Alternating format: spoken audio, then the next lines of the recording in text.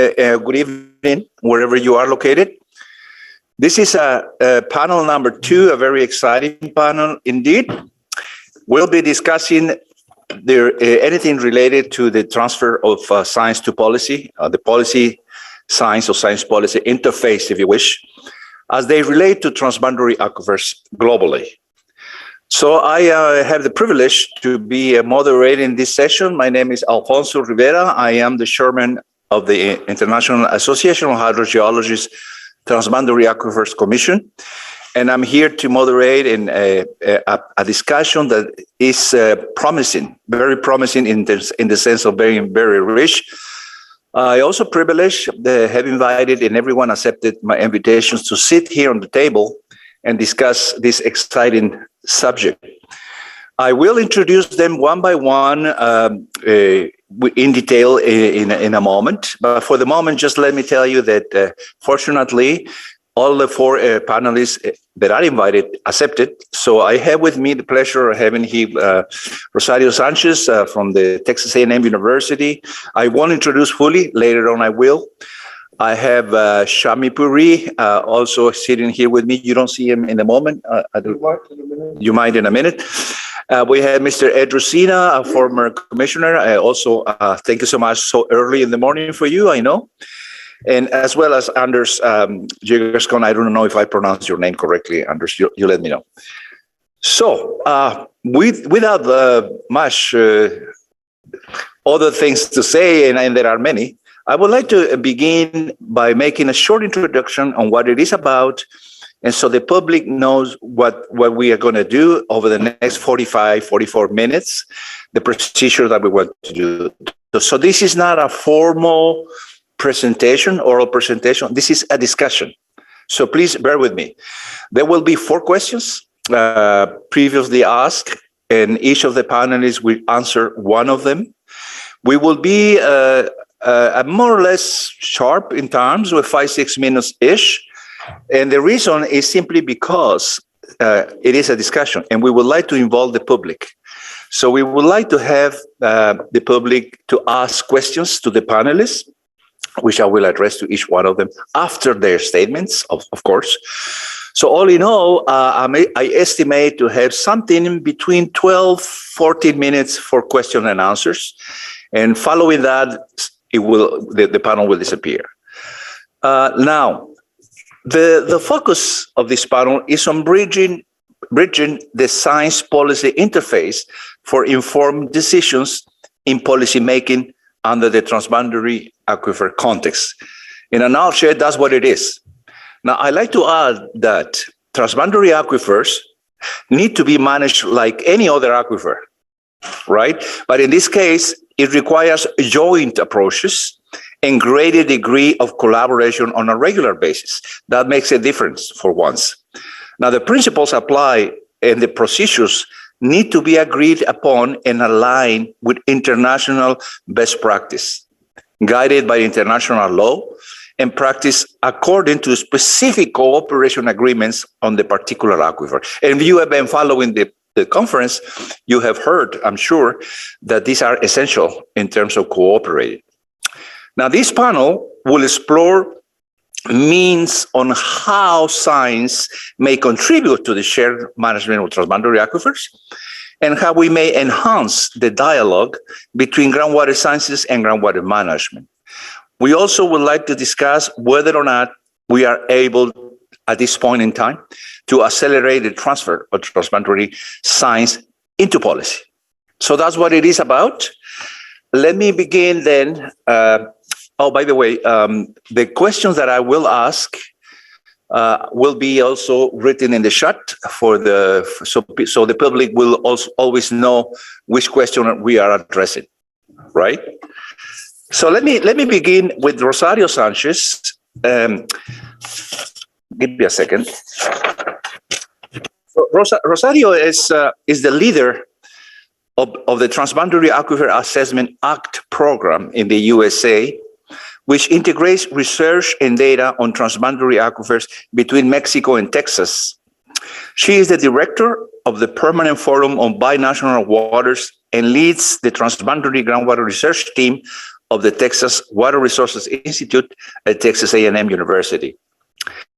Well, Rosario has quite a lot of experience, 20 years of academic and work experience in transboundary issues between Mexico and the USA. So I thought that it will be adequate to ask Rosario the first question, which is the following.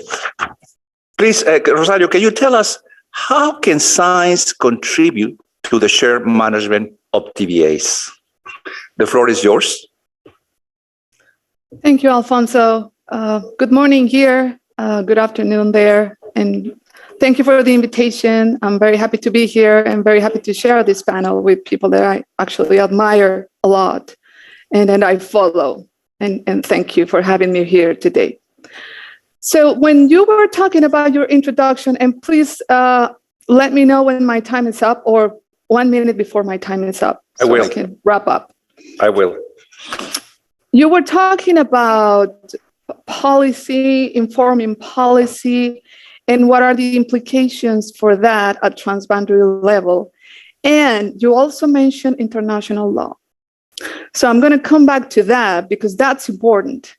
Because this is not just about science anymore. It's not just about the physical aspect of what groundwater or aquifers is. This is much more challenging than that. Now, we all know we need science, and we heard yesterday that we cannot monitor anything that we don't know. It's hard to manage water if we don't have the science behind it. That's a fact, that's a given, and we all understand that. Now, but what type of science are we talking about here? What is the quality of science? What do we mean by science at transboundary level?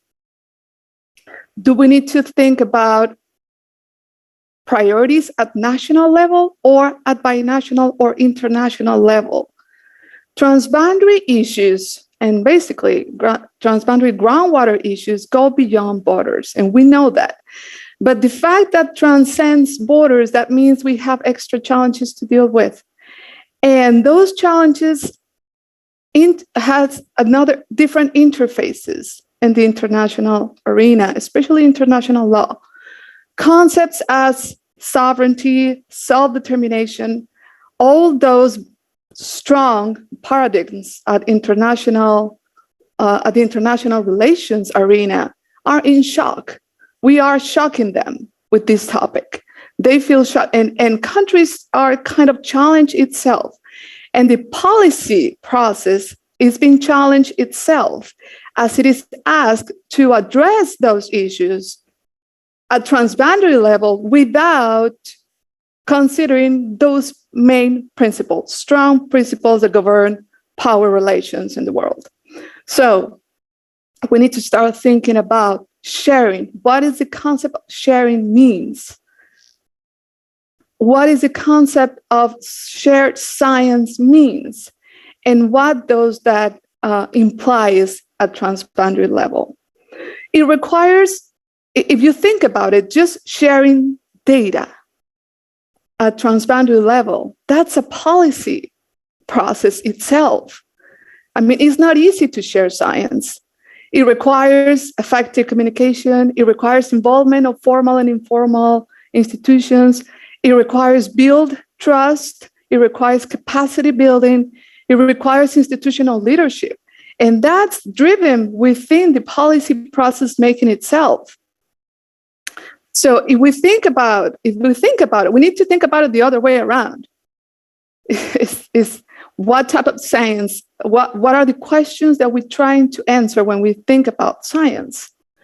And think about policy making. What is the science that policy making requires in order to make this more effective at transboundary level? And we as scientists, we don't usually think that way. We produce science and we ask the policymakers to listen to ourselves without actually thinking what they have to listen first and what are the priorities first. Now, what priorities? National priorities or transboundary priorities? International priorities? Transboundary issues, not just water issues, requires a more holistic approach on priorities because now we can't think about the boundaries of our countries alone in order to address the challenges that we're facing today. So that's a shock. And I just want to mention that that's a shock to the current paradigm, and we need to change, and we need to start, putting some words out there in a way that we need to understand what this actually means for international relations, basically. And we need to start thinking about that first, and then try to accommodate how we interrelate with each other in order to make science useful. Because you have 1 minute, Rosario. 1 minute. Yes, thank you. Oh, it goes so fast. So I'm going to wrap up here. We need to think about what sharing concept means at international level. We need to think about how policy is actually fed by our results, by scientists' results, which is naturally fitted by informal and formal protocols and strategies used to produce transboundary research. Communication, trust, and leadership. Those are 3 elements that need to be worked out at the beginning of any scientific project at transboundary level. And the third, think about what is the minimum data necessary to make a decision at transboundary level. Why is that? Because we all have heard there's limited data. There's a problem with data. There's a problem with sharing data. Okay, we know that. What can we do what we have already? And what is the minimum amount of data that we need in order to make a robust decision? So think about it more in a mathematical way. I have a lot of incognitas around. So what can I do with the data that we have? Instead of just producing data for this or science for the sake of producing science. Let's try to answer the questions that we need to answer. And the priorities are our countries and our system. Let's not just talk about countries. This is a system needs for us. Well, thank you so much, Rosario. I had to stop you here. Your time, you're good. It's only 30 seconds over time, so that's great. Okay, I'm done. Thank you so much. I just say one word because there's no time. The essential of your talk, and there are many good things that I think we can extract from your reply to this question. But I guess the essential is the paradigm shift, and I would like to come back later. Thank you so much again, Rosario. You're welcome. All right. So we will continue as expected, and this time let me introduce formally. Let me go 1 second here. Formally introduce Mr. Edward Drusina, who served as the United States Commissioner for the United States section of the International Boundary and Water Commission for over 8 years. As commissioner, Mr. Drusina envisaged the enormous need to get control of the aquifers along the U.S.-Mexico border. The IBWC, as is known, was very successful, actually, in better managing the surface waters of the Colorado River and the Rio Grande under the 1944 treaty. And he believed at the time, and I guess he believes still, that we must find a way to do it for the many aquifers along the U.S.-Mexico border, as we did it for the Colorado River. So once again, thank you so much, Mr. Drusina, and the floor is yours for the next 5 to 6 minutes. Thank you. Thank you very much. Thank you very much, Dr. Rivera. Well, the question is, how should we enhance dialogue between groundwater scientists and groundwater managers? So that's a very good question. But to better understand it, we need to try to define those 2 positions. A scientist pursues and applies knowledge and an understanding of the natural and social world following more of a systematic methodology based on evidence, whereas a groundwater manager weighs the outcome of his responsibility, I believe, based on the availability of the water. Water managers are mostly, I think, outcome focused. They have to consider not only the availability of the water resource, but they also have to overcome the necessary to sustain it in their social and economic needs of whatever area they live in. You know, I'm an engineer, so I tend to lean towards following the science when confronted with a lot of difficult situations. But the reality is there's a lot of way to address a problem. And I certainly recognize that there are, social and economic factors that must be taken into consideration before moving forward on anything. Let me just start by saying that, but if groundwater managers are not listening to groundwater scientists, well, guess what? You're going to end up with serious problems.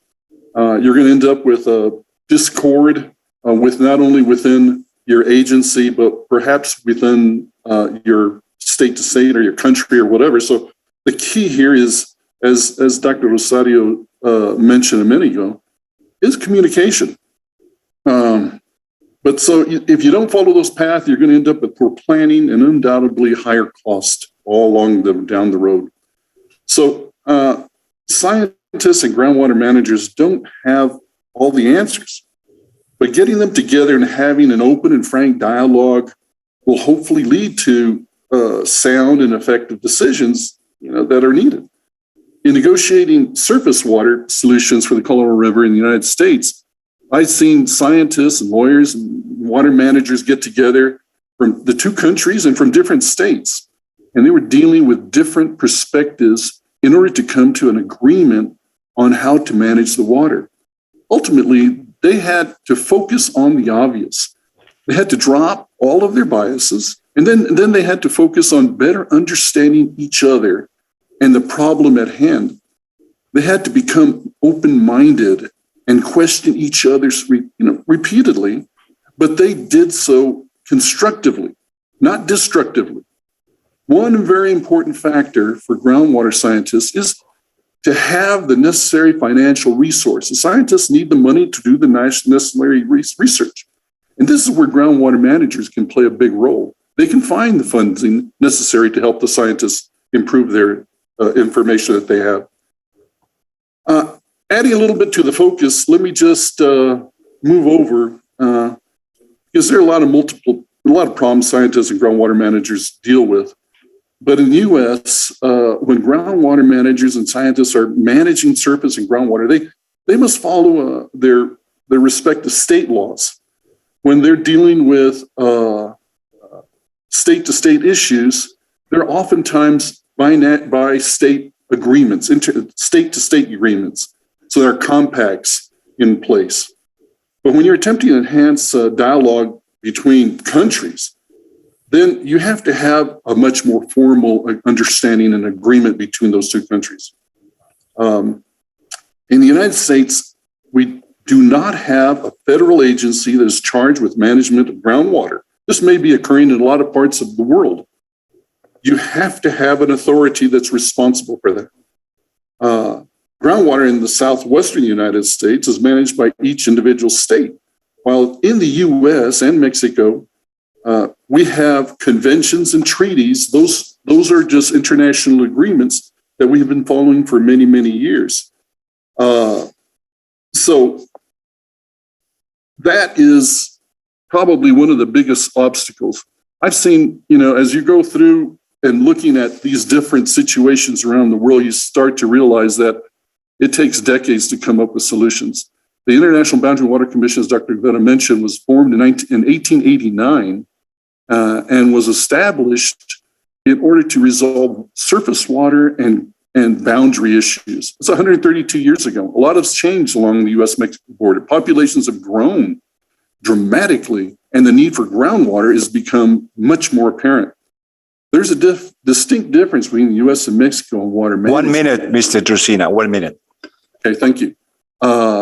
There's a distinct difference between our two countries. U.S. has state laws, Mexico has a federal agency that covers it. So to wrap up, we need to enhance the dialogue between groundwater managers and scientists, but you got to do it in an open manner. You need people of authority at the table that are willing to make decisions and openly discuss issues without bias, without clouding the issue with bias. So again, thank you very much for the opportunity to speak to you. And I think it all boils down to better communication will result in better management of our groundwater. Thank you very much, Dr. Rivera. No, thank you, Mr. Trusina. And again, you're sharp. That's exactly the 6 minutes that you used. before I forget, just to recall the public, that the questions we are asking here, the 4 questions initially, are on the shot. So if you didn't catch up what the question was, you please go ahead and look at the shot. They're written there. From Mr. Rosina, there are many things to say. Of course, I only retain 3 of them. And this is absolutely in the sense of the question that enhance dialogue. So continue the enhancing dialogue. But one thing interesting that you mentioned, and we'll be back later, you said, and I quote you, it takes decades, tens of years. ISARM has 2 decades already, all right? So just keep that in mind.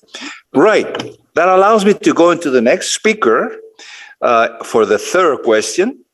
And let me first ask the question because I forgot with you, Mr. Drusina. So the 3rd question is, how can we accelerate the transfer of transboundary science, transboundary aquifers science into policy? And to answer that, I will ask my colleague for a long time, Mr. Shami Puri, who was the Secretary General for many years of the International Association of Hydrogeologists. He is currently the managing director of Sustainable Solutions in Practical Hydrogeology. Shami has served 2 terms as Secretary General of the IAH. He was chair of the IAH Commission on the Transboundary Aquifers, actually something that I have to fill on myself now, very hard.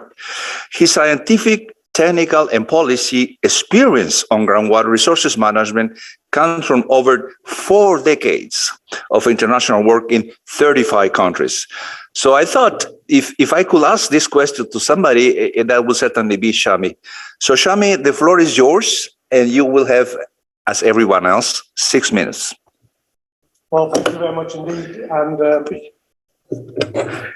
thank you very much indeed. And I'm happy to be reminded of my age. I'm one of these elderly people who've been around for a long time. And for your information, I was in these particular rooms when the whole idea of transboundary aquifers was launched at the international scale. Let me just go to try and add to this very rich contributions that have come from our colleagues, Rosario and Edward, from the western part of the planet.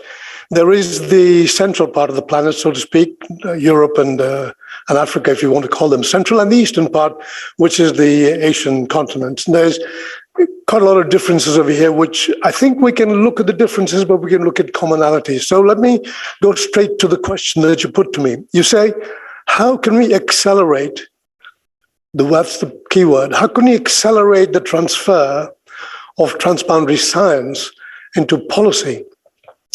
I would like to say, Alfonso, that perhaps we should first look at focusing on making policy formulation and its adoption more effective before we start to accelerate it. Because there may be different views around, but I think the policy formulation from science from science of transboundary aquifers to policy of transboundary aquifers is struggling at the moment to make that bit of a step. That's my kind of interpretation. And I go to the number of papers that are here in this conference, and I look at the papers from the 2010 conference, and there isn't, let me say, specific guidances coming from the 200 or so authors on, there are exceptions, but there aren't enough, on taking the science and transferring the book. What do I mean by that? Edward made the point, and I'll go back to it. We have to differentiate between the science of domestic aquifers versus transboundary aquifers, bearing in mind that by definition, an aquifer is transboundary simply because a domestic aquifer extends into another country. And a domestic aquifer, and I remind the wording, is the formation in which the water occurs and the water. Both of those extend from a country to another country. A domestic aquifer is then a transboundary aquifer. So it follows from that, quite logically, I think, that if the national policy in the domestic part of the aquifer is not particularly well science-based, it may or may not be, then the policy on transboundary aquifers will probably take the same features. So that's a conundrum that I think we need to face, and analysis around the world and the analysis of the SDG 6.5.2 indicator that I listened to this morning was very interesting. A country and a neighboring country, one identifies the Transboundary Aquifer and claims to have an operational agreement on it. The neighboring country doesn't even recognize the aquifer. So, here we have a conundrum. What is it that's happening over here when there are scientists on both sides? There are geologists on both sides, hydrogeologists on both sides. I'm sure that they've been over there and mapped it. And 50 years ago, the mapping used to stop at the national boundary. Today, we know that the geology extends beyond boundaries.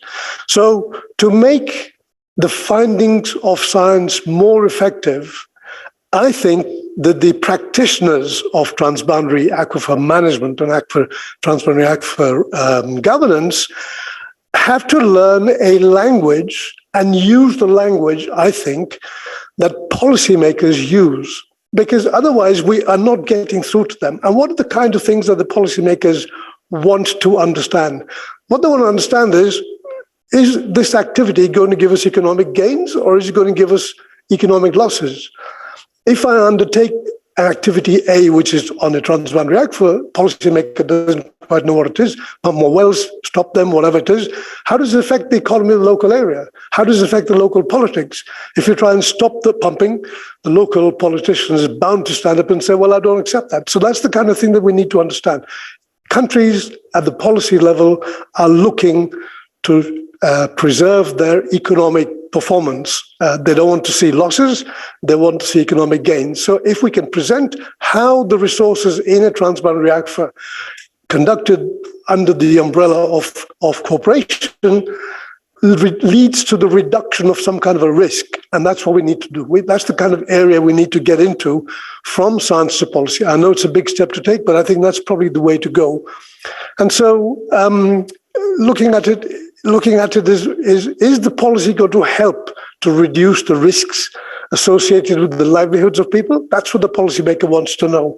And will the national policy help to reduce or improve the relations with the neighboring country? If it does, that's a good thing.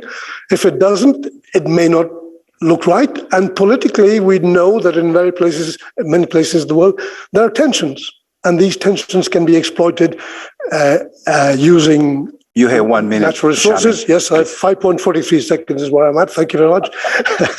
So what we need to be doing is just moving forward from translating transmissivity, storage coefficient, the diffusion, the flow of groundwater, the radioactive ages of this, into something like now, how many hectares of land is at risk? How many hundreds of villages are not going to have water if we don't cooperate in order to jointly manage? And there are examples, and I can give you some from the analysis that I've done in various places, including Strampret, where the mathematical model is showing certain things, and the policymaker wants to know, what does it mean? And in the case of Strampret, what it means is that for the central part of Namibia to be able to continue to abstract, in Botswana, they need to start managing aquifer recharge. That needs to be transformed and transferred into policy language. 36 seconds. So thank you very much. I think I'll stop over there. Thank you so much, Shami. For the sake of, I know you can go on and on, but it's for the sake of keeping the time. All right, so that leads me to the last question before we discuss the fourth question. And let me introduce you formally, Mr. Anders Jygerskog, which I hope I pronounced correctly. He is a senior, thank you. He's a senior water resources management specialist at the Global Water Practice with the World Bank, and is focal point for transboundary waters. Now, Anders' work has focused mainly on the Middle East and North Africa regions, covering East Africa and the Nile River. Previously, he was counselor for regional water resources in the MENA region with the Swedish Embassy in Amman, Jordan, and director of knowledge services at the Stockholm International Water Institute, SIWI, as we all know, where he headed the Transboundary Water Management Unit. And when I invited him and saw his curricula, I thought, well, I guess a four key question will be on the facilitation, because he has the experience.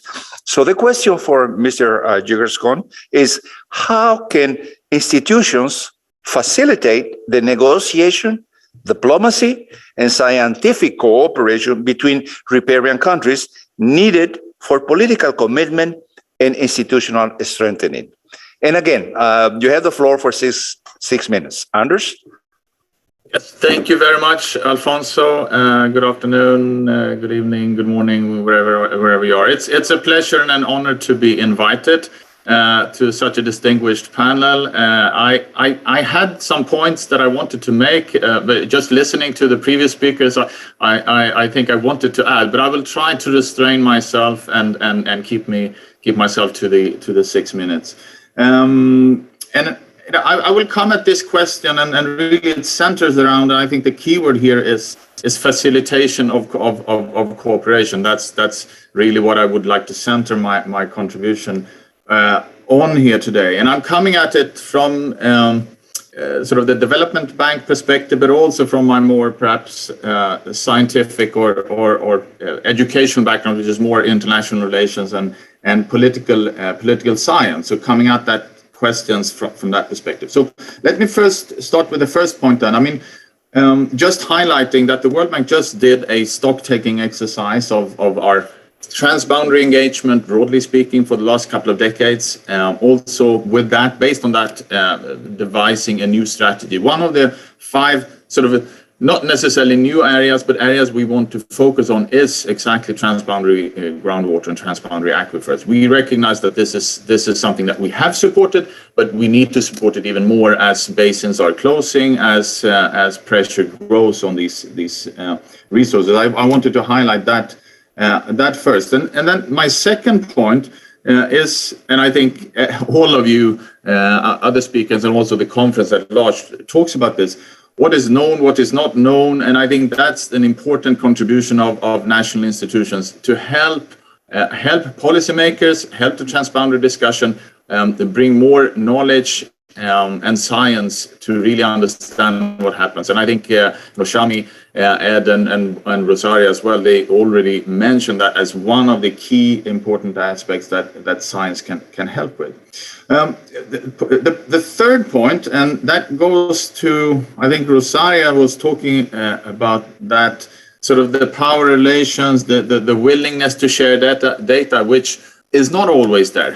Transboundary waters, whether it's rivers, whether it's aquifers, and data around those are often treated, especially if you're in a region which is perhaps, more heavily focused on security issues, where there are conflicts. There is less likelihood of wanting to share these data, and that this I think is common, whether it's transboundary groundwater or whether it's rivers, and so that's a challenge, and scientific institutions in countries, and we've seen initiatives on this, perhaps where there isn't a formal cooperation between the countries, can come together, usefully engage on a scientific level, and I think Ed highlighted the fact, try to put aside whatever perspectives that you may have, and really look at it scientifically. I think that has been helpful if we look back on the World Bank's engagement and at starting dialogues. You often take science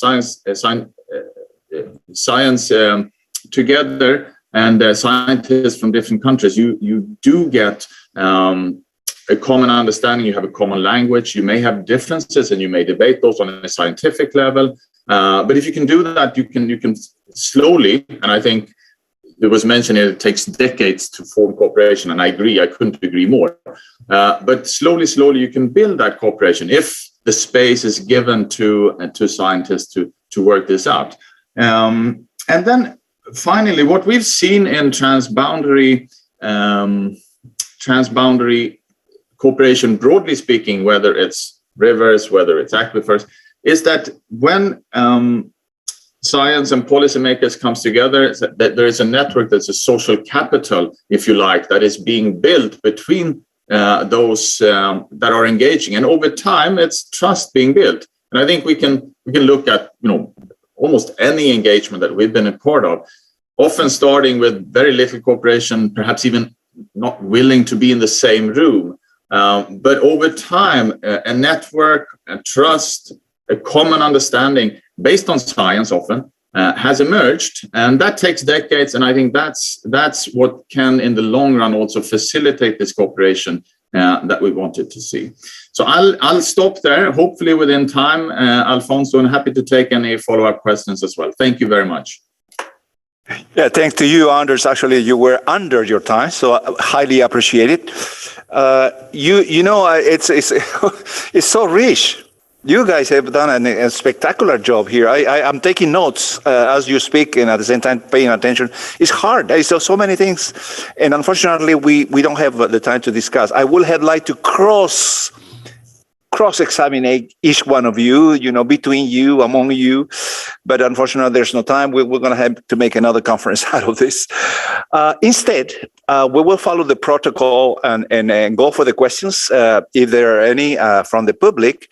And then I will also have my own questions that I'd like to ask you. Let's hope for the best in the next 10 minutes or so.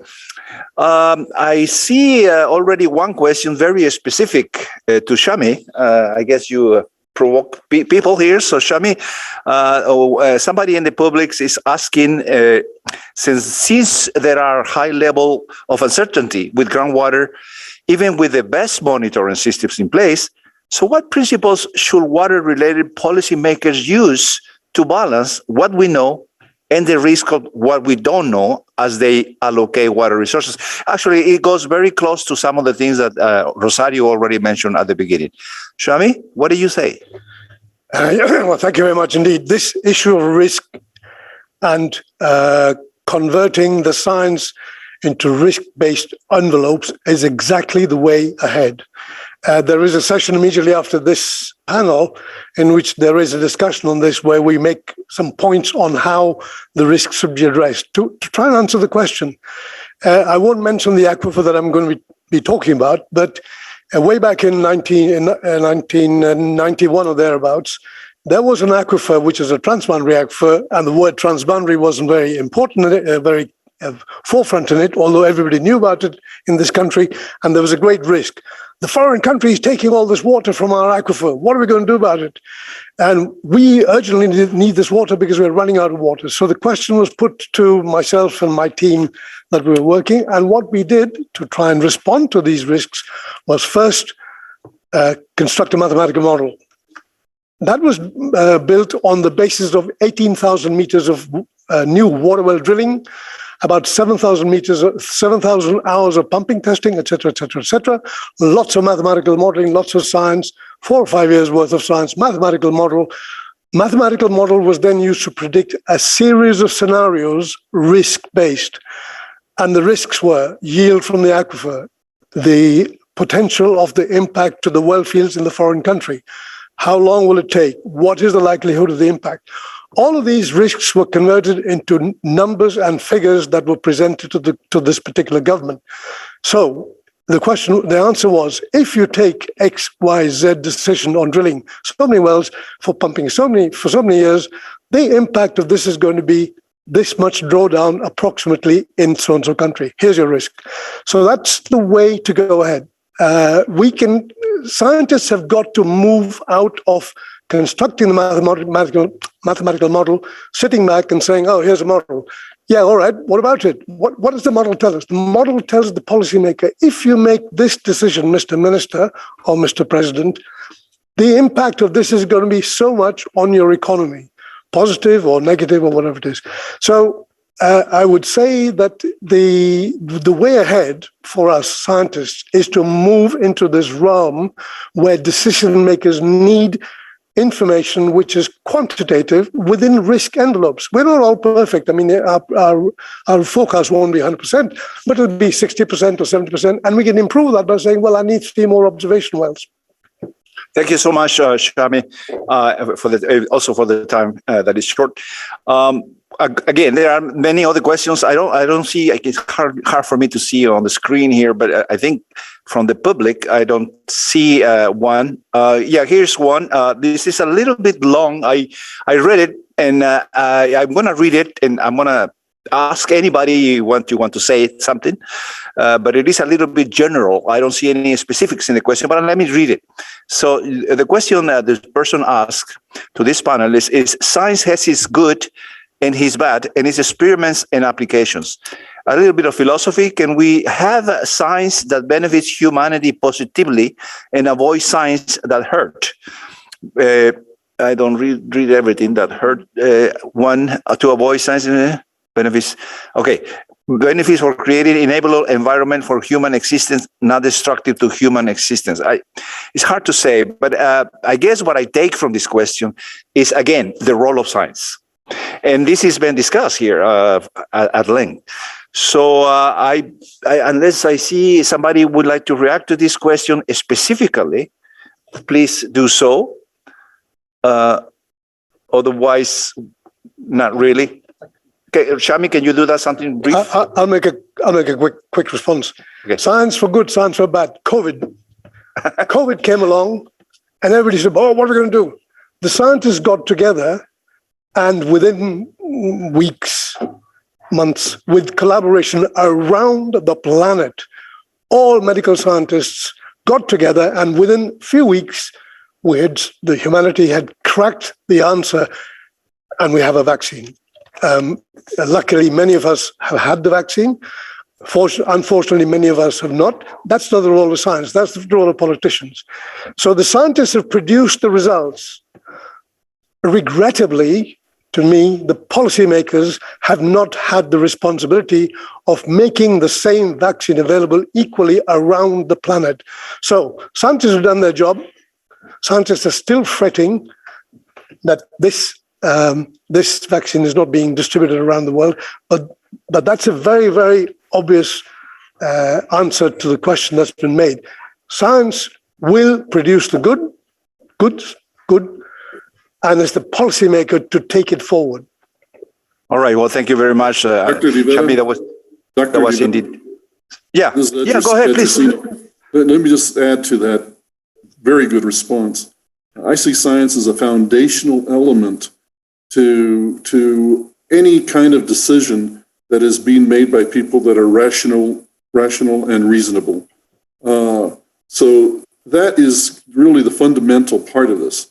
You have to use science in an equitable and in a way that matters to all people that are involved, in a way that they can understand what is the fundamental principles that went into making the decision. And so science is foundational. It is the foundation that we should try to build from, although there are a lot of factors that can cloud issues that are being developed. But in essence, that's how I would respond to that question. Thank you, Mr. Trocina. It's very hard for me to evaluate which question should go next. I have a list of at least 4 or 5 coming up.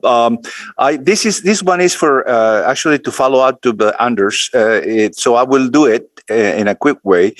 And he said, the person asked, well, he doesn't really ask, but he's saying that following your talk, there are also open to ways to build trust and social capital in other areas, but highlighting, in your case, South Asia for the extra political challenges there. Anders, do you have something to say to that? Okay. Thank you very much for the questions. Yes, I saw it in the chat. I think, the overall response would be that there are no easy answers to this. Building social capital and networks and all of that, it takes time. I think when the World Bank engages, and I think when everyone engages as an outside partner, one should do that with a long-term view, supporting cooperation. And I think that's the only way to go about it, is engage with a long-term view, invite the scientists, get them to work together across boundaries, but also importantly with the policymakers to try to build that social capital. But again, it takes time. It'll take decades, as Ed was highlighting very correctly. Yeah, thank you so much. Well, this is really a pity. I feel very bad about it. We don't have time. There's about 30 seconds left before we move on. So I won't ask another question. I'll just wrap it up and saying that thank you so much. And the keywords that we heard today related to 4 things: contribution, enhancing, accelerating, and exploring. So you cover them, guys. Thank you so much indeed. And I just keep in mind, although I will write my notes and do something more sense about it, I keep in mind a few things. One, a paradigm change that Rosario told us about, the engineering point of view, in other words, outcomes driven, which is a very practical way of seeing things, enhancing with institutions, generation and language have to change, and we have to adapt to policymakers. So my thinking is, okay, so maybe the science, putting all together, maybe we begin by looking at what is needed in a given point to the type of science that is outcome driven that we could do eventually. And the last thing is, yes, indeed, whether it is national, domestic, or transboundary, is the same aquifer. It's always the same issues. It doesn't recognize boundaries. However, I'm asking myself, I don't want an answer. I'm just saying, is it because it's local or national, it doesn't follow or cannot have the tragedy of commons? And I leave it at that. Thank you again so much. You will hear from us, and your names will appear in some quotes as well. Thank you again, Shami, Rosario, Mr. Rosina, Edward, and Anders. So much. Appreciate it. Thank you. Thank you. Thank you, Alfonso. Thank you very much. Saludos. The session that I'm going to. Thank you very much. See you all. Policymaker. That's the session. So thank you again, everyone, for joining us on this very interesting panel. Thank you to Thank you, Alfonso, for the very efficient time management. Once again, I would like to inform the participants that the ISARM conference will now continue with sessions number 5 and 6 on the science policy interface of TBAs, the role of science in the management of TBAs. For joining session number 5, you should navigate on the Hoover platform to join the other room, and that session will begin immediately. For session number 6, on the same topic, we will have a 15-minute break, and it will be hosted on this room. So thank you so much.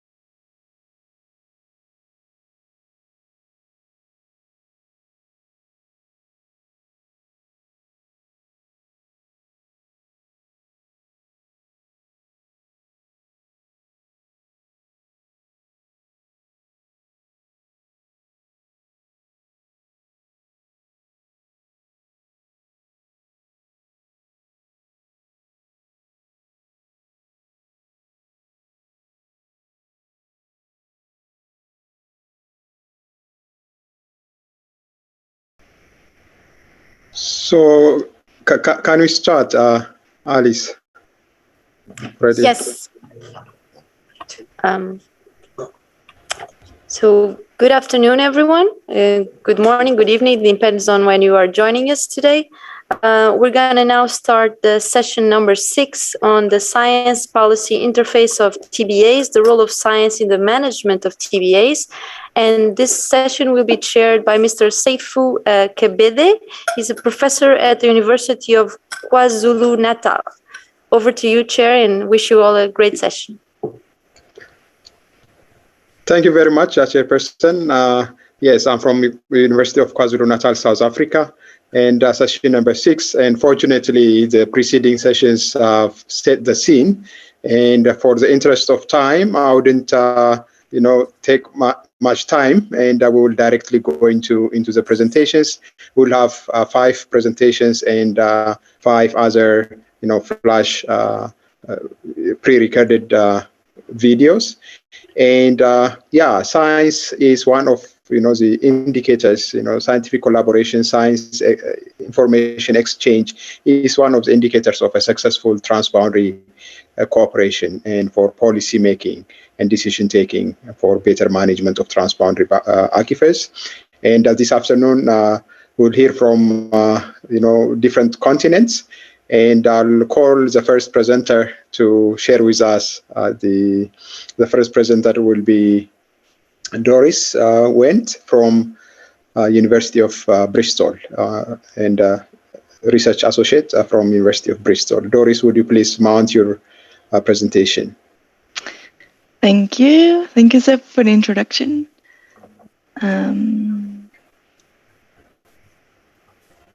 Cool. Can you see that all right? Yes. So you have 50 minutes. All right. Thank you very much. Cool. Yeah. Thank you for tuning in. I'm Doris Wendt. I am a postdoc or research associate at the University of Bristol, an honorary fellow from the University of Birmingham, where I did my PhD and postdoc. So I did a lot of research on drought, and I'm going to present a tool today to look at this science policy interface. Sorry, Doris, if I may interrupt you, can you please switch between the presenter view for the PowerPoint, because we are just now seeing the backend? Yes. Swap. Oh, I'm sorry. Yes.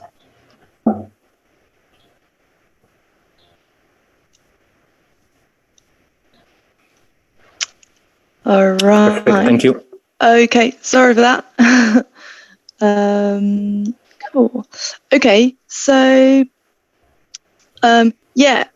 so a lot of my research has been on drought management, and today I would like to present a tool that is basically able to assess the impact of a drought policy, so really in the interface of science policy, and looks at surface water and groundwater use. Will show the impact of drought response on different aquifers, and so we found kind of a fit for all drought management strategies and specific impacts of others, and which is very relevant to transboundary aquifers. So first, drought in a natural environment kind of can look like this. So drought in general is a sustained dry period compared to normal. There are various definitions around how dry and how sustained, but that's the key point, really. So if there's no rain or snow, you talk about a meteorological drought. When soils dry out due to lack of precipitation, you talk about a soil moisture drought. And going further through the hydrological cycle, you talk about hydrological drought when in lakes, rivers, or springs. But most of our environment is actually not natural, but potentially managed or mismanaged. And then we look much more into the agricultural drought, or we include reservoirs or managed groundwater bodies to see the impact of lowered springs and lowered groundwater levels. On a global scale, the hazard of drought, natural hazard varies, but the impact to us depends not only on the hazard, but also on our exposure, vulnerability, and key in this is adaptation. This is work from Carol, and he looked at how you can summarize on a global scale the population, the exposure in terms of population, land use, water stress, and how vulnerability might come into place within this. And this is all important to consider for adaptation strategies, what I'm going to talk about today.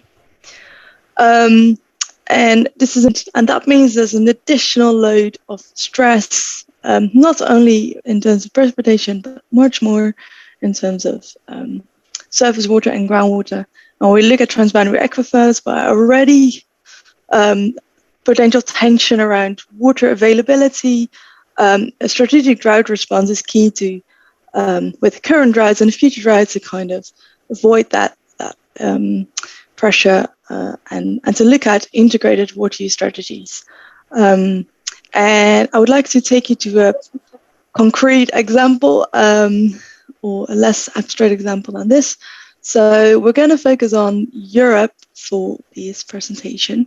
So within the EU Water Framework Directive, drought management has been guided, so to say, that as a guidance about how drought response should be structured, which is there's a management and institutional context to that. If there's any indicator for drought severity, mitigation measures, and how does it implemented, or evaluated. And so there's been quite a bit of work on the constitutional context of this, which you can see in the slide. And I look really at those mitigation measures, what is relevant to groundwater management and what's relevant for like surface water use. And how did I do that? So this tool that I'm presenting today is a social hydrological drought modeling tool, essentially. And it's a combination of an HBV-like modeling model for natural droughts. So this is from the Van Lanen paper in 2013. The figure basically shows the key components. So that's precipitation, soil, and groundwater response. But we updated this with an aquifer-specific response. So, for example, karstic or fractured or porous aquifers might respond differently to abstraction and to recharge. So we included that in our modeling approach.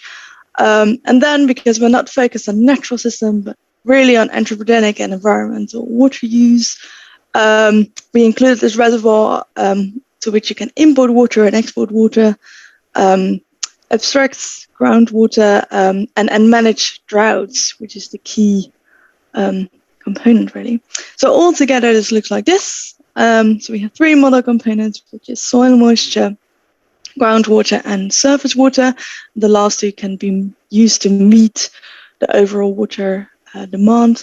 Then there are certain thresholds for trigger levels for drought management. There's a focus on water use. And then there's certain mitigation strategies. So over the 30-year time period, you can see when certain mitigation strategies and when the droughts were more severe, and that are used to show the model outputs too. So is that right, Civil? You okay? Yes, go ahead. Okay. So when we look at the drought mitigation strategies, we see that the surface water and groundwater use change, and that basically gives us a different time series for reservoir, groundwater storage, and generated base flow. This is an overview of the 30 years for the three different systems. And when we look in a little bit more detail, the scenarios basically change the water levels during the drought, before the drought, or maybe over continuous level. And the integrated water use alleviates low storage levels. And this is important to know because it means it suggests that integrated storage levels, so integrated storage methods, such as conjunctive use or maintaining the ecological minimum flow, they are effective in many different aquifers. So, for example, conjunctive use alleviated low storage in all aquifers, whereas maintaining ecological flow requirements really depended on the base flow. Some other strategies is like restricting water use or alternating water supply sources. They are best applied together, but when you have them separately, so for example, in one bit of an aquifer and in another bit of aquifer, they actually aggravate.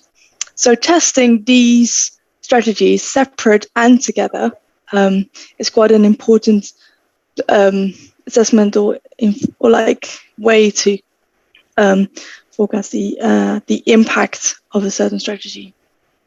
So we found that very effective drought management strategies are integrated strategies. They will have a continuous impact on that storage. Conjunctive use was very effective in all scenarios. And when there's a large base flow component, then the timing of groundwater restriction is to alleviate droughts. So, and overall, we've found that many strategies can really reduce drought duration and intensity. That alternative timing really made a difference. And in some, we kind of found that in some times there's a higher dependency on importing water, which is an unexpected outcome, but therefore very interesting. So when you go back to, this is an abstract system, when you go back to the EU water framework, we look at the drought response and encouragement of certain water management strategies. So when you feed back these model results in, maybe we should consider conjunctive use and the flexibility of both surface water and groundwater more widely, because in the modeling, the first results showed that it really alleviates both high and low flows. Trying to maintain ecological flow requirements in this model showed that the timing of groundwater use is key. So again, when you have complex aquifer with different regions managing different systems, this timing is key, and the relevant thresholds for that too.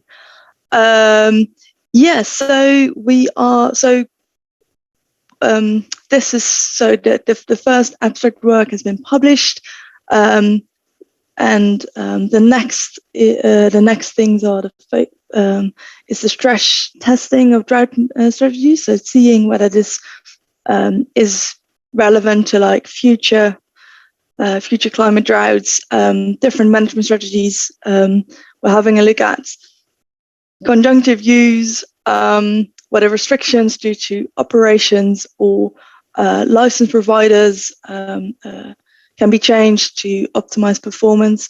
And this dependency on imported water is one of the key takeaways in that. So this is in 14 minutes. All of the findings, I hope you captured at least a little bit of that. Thank you very much for your attention. And do get in touch via email or Twitter. Best response via email. I occasionally turn on Twitter. But do get in touch. Thank you very much.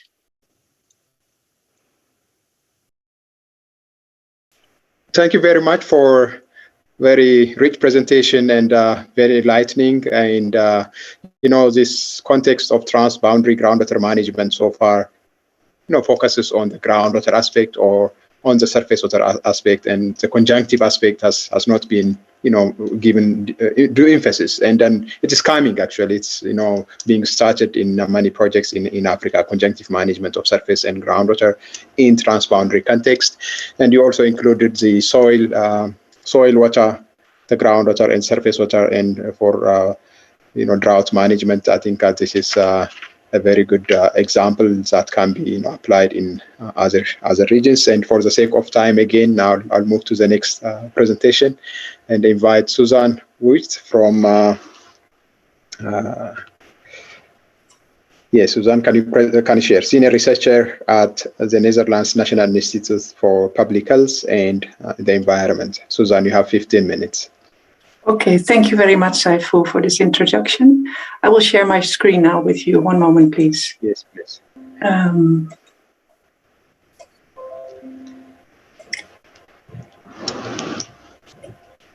So I hope the screen is now visible to everybody. Well, first of all, thank you very much and good afternoon to you all. I'm going to introduce to you some experiences with the case study in the Netherlands. So no big international study, but some local experiences with local approaches in transboundary aquifers. And first of all, I would like to acknowledge my co-authors Marleen van Rijswijk and Peter Driessen, who worked with me in this study.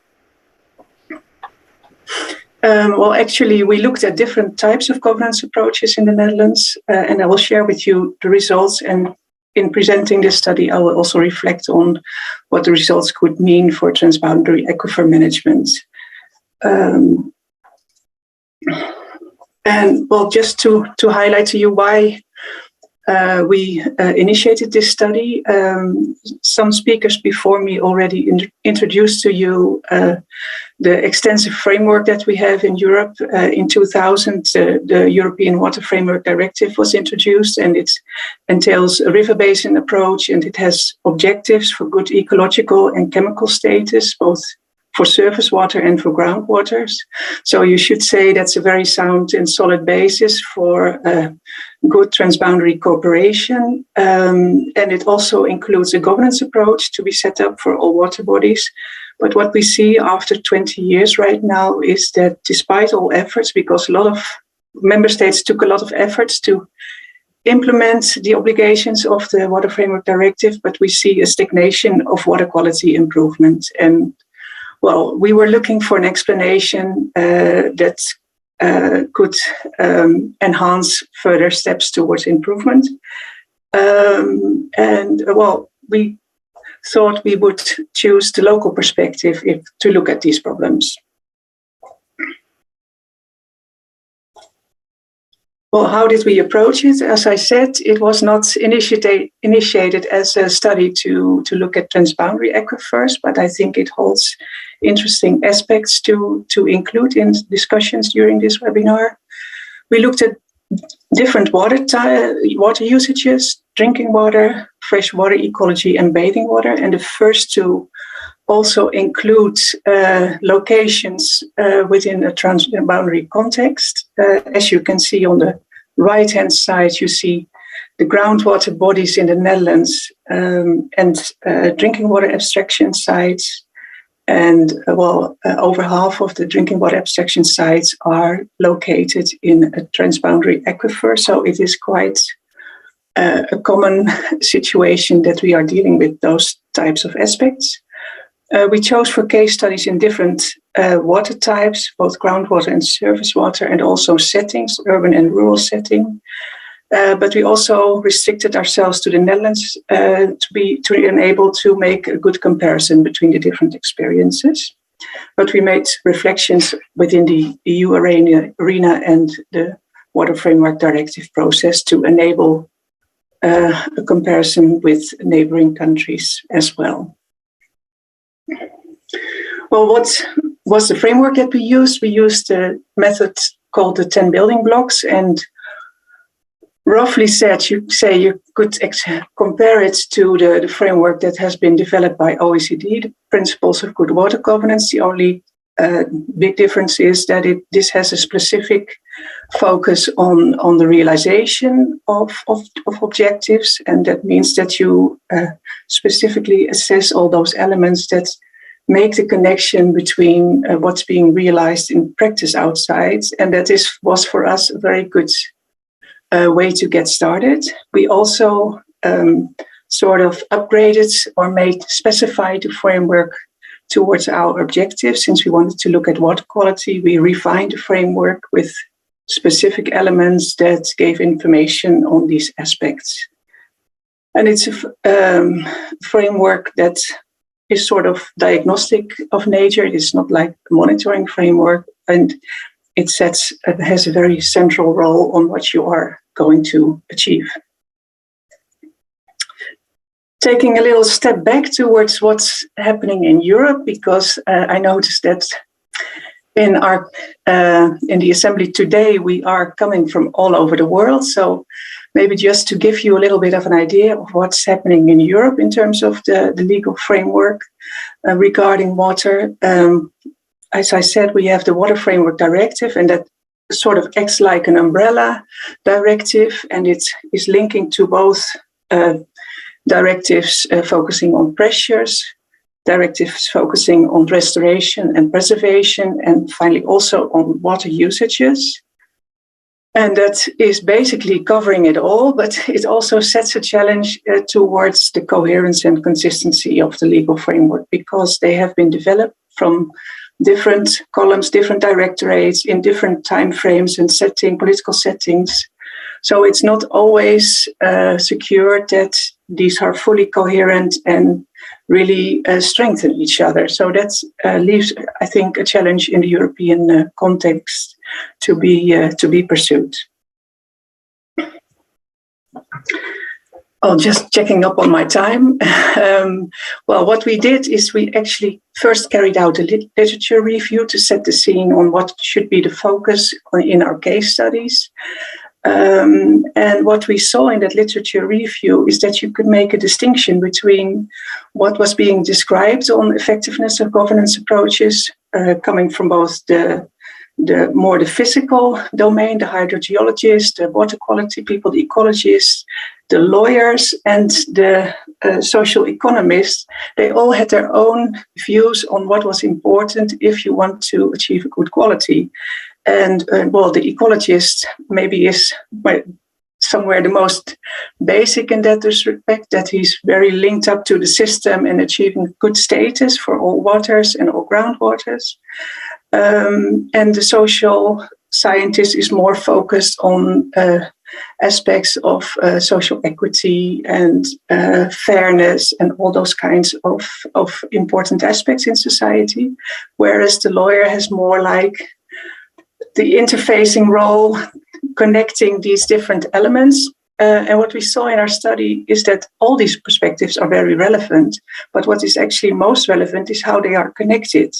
And that is not always studied so explicitly. So there was this gap that we thought that was relevant for us to pursue in our study. And what we saw in the Netherlands is that if those interactions, for instance, between the ecology and the societal context is not really functioning, that could mean that water quality improvement is going to stagnate. For instance, if you have upcoming emerging contaminants, for instance, like pharmaceuticals, which is quite a big thing in the Netherlands, these are not addressed in a legal framework yet. So if you want to do something about it, then it should be brought into the public debate, and it should be made explicit what is necessary, from whom, and society should take a stand in that and make a decision. So that is something which really illustrates the importance of making those connections. So that basically sets the scene for our study. And just to make it a little bit more specific, if you look at this table, which is a lot of information, my apologies for that, but I just wanted to highlight to you the almost the final line. And if you look at this, if you look at the perspective from the hydrogeologist or the ecologist, they look at it from a technical point of view. And well, in the physical domain, there are always a lot of unknowns, and it's not always sure when to expect what results at what moment. And as I'm a hydrogeologist myself, I think I'm aware of the difficulties that you can face in that respect. But on the other hand, a legal person, a legal scientist, has to incorporate that uncertainty into a legal framework with often a quite limited adaptive capacity, a limited capacity to adapt to new understanding of the system. So that is where it is important that these different disciplines need to meet and understand each other to make a step further.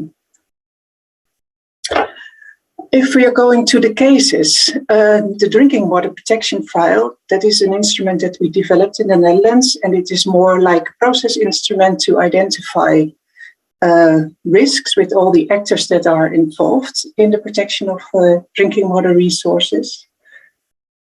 And as you can see in the picture on the right-hand side, there are quite a lot of actors involved there. In the transboundary context, it is even more. But what we also saw in our study is that it tended to be limited to only the actors in the direct vicinity, and that's giving a problem if you are having water quality issues that come from upstream or further away in your catchment. So that was something that needed to be addressed. And it was also so that it seemed to be rather disconnected from the national level. So the interconnection between scales was something which was very important if you want to make progress in your approach. For the sake of time, I move on a little bit quickly, but my apologies for that. The second case was on the ecological objectives. And well, that could seem a bit further away from groundwater, but for a good ecological status, there also needs to be a good connectivity with the groundwater that's surrounding the breach or the surface water. And for the Water Framework Directive, key factors have been identified as sort of necessary conditions to achieve a good ecological status. And what we saw in those factors is that the governance conditions that you need to achieve those factors can be different. For instance, if you want to reduce the toxicity on a water system, you would need other actors and other instruments to reduce that load than when you want to do something about the connectivity with the groundwater, the interaction with the groundwater and the water levels. So that requires quite different partners. And what we saw in our analysis is that there is a tendency of approaching these issues from your own jurisdiction. So that implied that a lot of the factors that needed other actors, which were not so familiar to those water authorities, were not included in the process yet. So that was something that could be done to improve in future steps. And coming up to some points of discussion and reflection. Well, first of all, what we found is that the science, the understanding of the water system is very important throughout the governance approach. So there are much more linkages to be aware of if you want to improve your governance approach. And it's important that the different scientists speak a common language of the system, and have a shared problem perception. And that should give enough input to identify necessary actions and also develop adequate strategies that where people could act upon and adapt upon if you acquire knowledge. Secondly, I already mentioned that you need to look very carefully about what you want to achieve and adjust your governance approach to that, because that's really setting the scene in order to be effective. And thirdly, what we saw in the Netherlands, and that's maybe because we are such a water-rich country, is that water is hardly at the table if you're looking at other topics. For instance, in agricultural debates on sustainability, water is rarely mentioned. Yet the choices made in agricultural policy severely impact water quality. So that was the other recommendation that I wanted to make, is that water should get a place at the table in other policy files as well. So I would leave it to that. Thank you very much for your attention. And if you have any questions, please feel free to ask them. Yes, thank you very much, Suzanne Witz, for a very interesting presentation. And we'll keep the questions for towards the end of the other presentations. And I've taken note of some very important points raised here, like for effectiveness of management approaches. We need to look into the connections between the legal, the ecological, the social and physical aspects, and which is not always easy to do, but you have also proposed some recommendations and what needs to be done in that regard. And thank you very much. And the issue of a scale also, when we bring this, also add additional dimension of transboundary aspect or larger different scales, then the issue will be more even challenged. And then when you look also beyond the sector, so agriculture, for instance. So let's move to the next presentation. It's going to be by Gabriel de los Gabos, and the head of hydrogeology from the canton of Geneva, Switzerland. Please. Yeah. Thank you. I'm going to try to have this.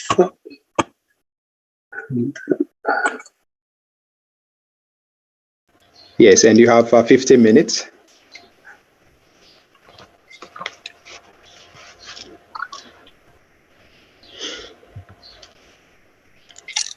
And yeah. So if as audience you have questions, please type your questions in the chat box. And maybe there is no enough time in the end to answer all the questions. You can also directly ask the questions via the platform Wava, yes, and directly send your questions to the presenters. Okay, do you see the screen? Not yet. Oh, there is a problem here. Gabriel, if you prefer, we can share it from our side. Oh, maybe, yeah, okay. Okay, thank you.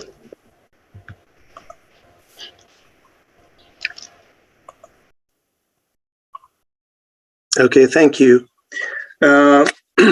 My presentation will focus on the importance of hydrogeological knowledge to ensure the fairest governance and management of transboundary aquifers. This is what is applied in the case of the Genevois or Genovese aquifer. I would like to thank my colleague Laurent Galeazzi for his help on the preparation of this presentation. So the next, please.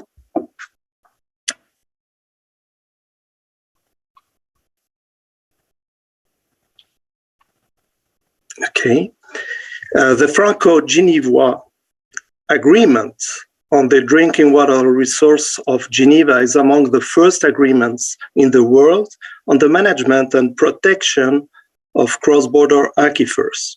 This transboundary aquifer is sharing the water table between the canton of Geneva and French municipalities. The next one. How was built this agreement? So, due to the severe overpumping during 60s and 70s, the groundwater level lowered by more than 7 to 9 meters in 20 years. So an urgent hydraulic management has been carried out by using a MAR, managing aquifer recharge, and negotiations have been developed with an aim to get a cross-border agreement in order to save and manage the resource through the constitution of a management commission. You can see in this picture the impact of the MAR since 1981 on the water table level. Next one. Signed in 1978 and renewed in 2008, the application of this agreement has therefore been carried out for more than 40 years under the aegis of a Franco-Swiss commission whose function is to check the pumping and recharge rates of the aquifer, the budgetary aspects linked to its exploitation, as well as everything related to the protection of the resource and the catchment area of the main tributary river, which is called Arve River and coming from the Alps. Next. Despite good geological and hydrogeological knowledge of the groundwater body, certain situations in the past few years have raised many questions about the groundwater flow behavior, as well as on the lateral limits of the aquifer, which could explain certain delicate situations regarding its protection. Unsuspected supplies, connection with shallower unprotected water bodies, geological windows reducing the impermeability of the overlying protective geological formation, etc. So the next. Appropriate management of such underground resources must respond to the geological uncertainties, economic and legal risks, environmental vulnerability, as well as all other factors that must be analyzed on a case-by-case basis. So the next. So in this context, and driven by the will to intensively develop geothermal energy on its territory, the Canton of Geneva has decided to implement a true cantonal subsoil policy with two principles. First one, to protect and ensure sustainable management, and the second one, to ensure efficient use of underground resources. In this sense, tools are developed such as updates and the creation of new cartographic products and data sets. They are classified into three levels.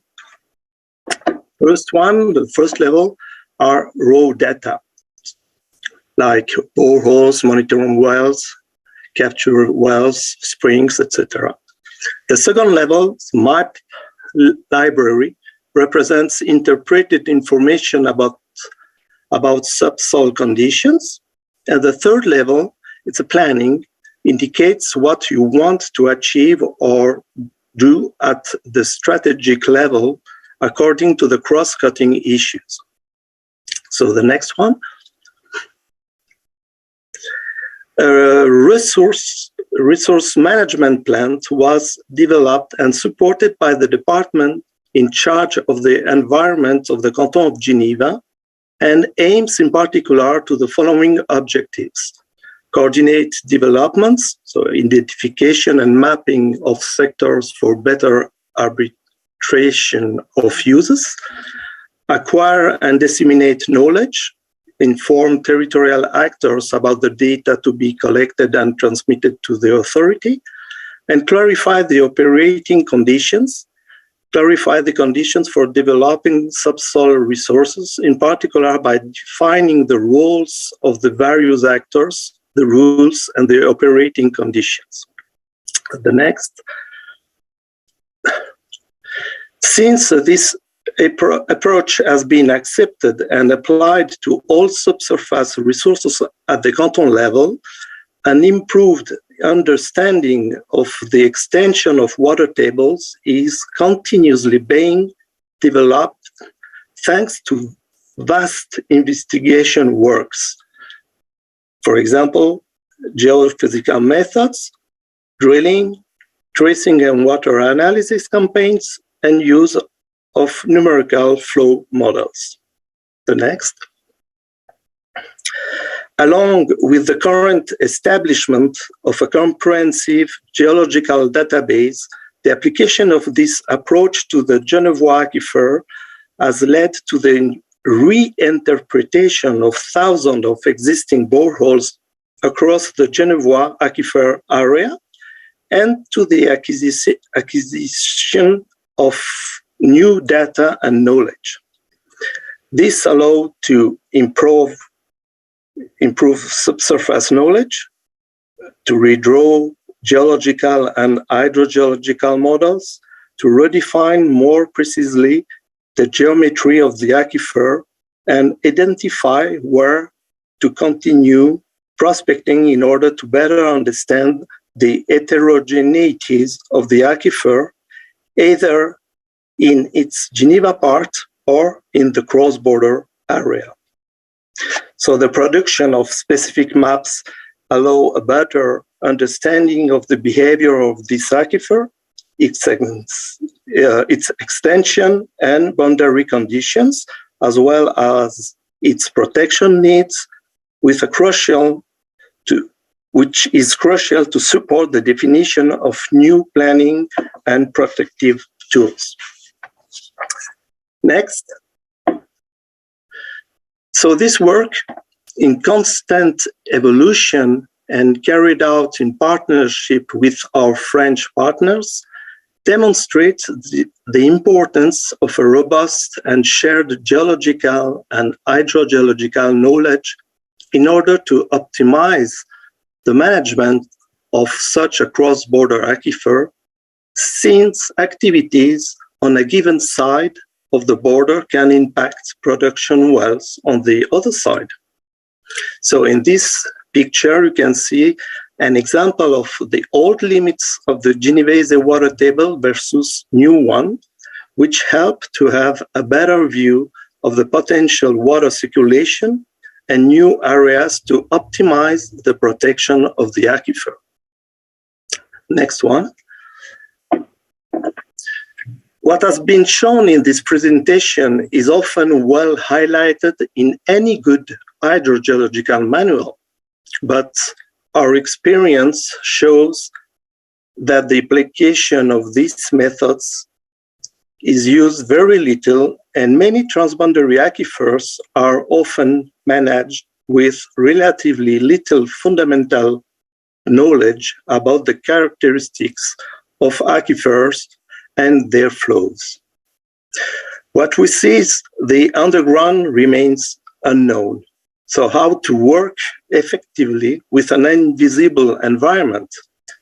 This is our major problem. So we are convinced that this is the purpose of our presentation, that such shared knowledge and know-how are essential to implement a strategy for the protection and sustainable use of such a transboundary resource. To ensure its efficient governance, it is essential to have strong monitoring plans, adequate network of observation wells, and robust flow models. This work started intensively 2-3 years ago. So maybe in 2025, we could have a totally new shape of the aquifer, who knows? Nevertheless, this investigation will give us a better understanding of the flow, direction, and a better knowledge on the characteristics of this aquifer. And this contributing for a better governance and sustainable water protection. Thank you very much for your attention. Yes. So, yes, thank you very much, Gabriel de los Cabos, for a very interesting presentation. And, you know, this is a case, or an example, the Geneva aquifer is an example whereby, you know, hydrogeology knowledge, a pre-existing hydrogeology knowledge, water level decline observation has led to, you know, transboundary cooperation between the countries. And that is a very good example whereby knowledge serves, you know, to create transboundary cooperation. And then it didn't stop. It stops there. It has continually evolved depending on the new needs, for instance, geothermal development or identification of the hydrogeology window. So the need to continuous engagement of science in, you know, policy making and decision taking. And yeah, thank you for sharing that with us. And when we take this, for instance, in countries like Africa, regions like Africa, we need you know, the importance of capacity building. To continue doing this for over a long period of time, we require capacity for, you know, science, for evidence making. Thank you very much for very interesting presentation again. And thank you. Let's move to the next presentation, and we'll keep questions to the end of the session. So let's have the next presentation, and that's going to be by John Drounet, Senior Hydrogeologist, Department of Environment and Water, Public Services of Wallonia, Belgium, please. Thank you. I will try to. Do you see the presentation? Not yet. Okay. It should be shared. Just one moment. Okay, maybe.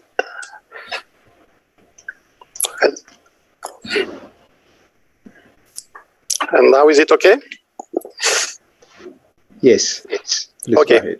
Okay. Thank you very much. Okay. So I am going to present you a study case from Algeria.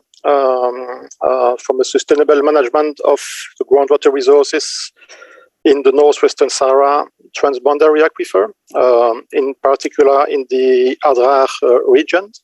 So this study has been performed by several partners from Belgium and from Algeria. So you have myself and my colleagues, Mr. Ali Larbès, Faiza Bouchama, and Nicolas Triolet. So first of all, I will show you the extent of this quite huge aquifer system, which is known as the SAS, which means Northwestern Sahara Aquifer System, which is 1 million square kilometers, shared by Algeria, which is the main country sharing this aquifer, also a part of Tunisia and Libya. So in this aquifer system, you have mainly two major aquifers. The first is the terminal complex, which is the upper one, and then the intercalary continental aquifer. So the study performed is specifically for the region of Adrar, which is located here at the western border of this aquifer. And this is, of course, a very dry region with rainfall ranging from 20 to maximum 40 millimeters per year, with very high temperatures, and of course with almost zero recharge of the aquifer. This is also a region where you don't have any single surface water, so the only water available is this groundwater resource.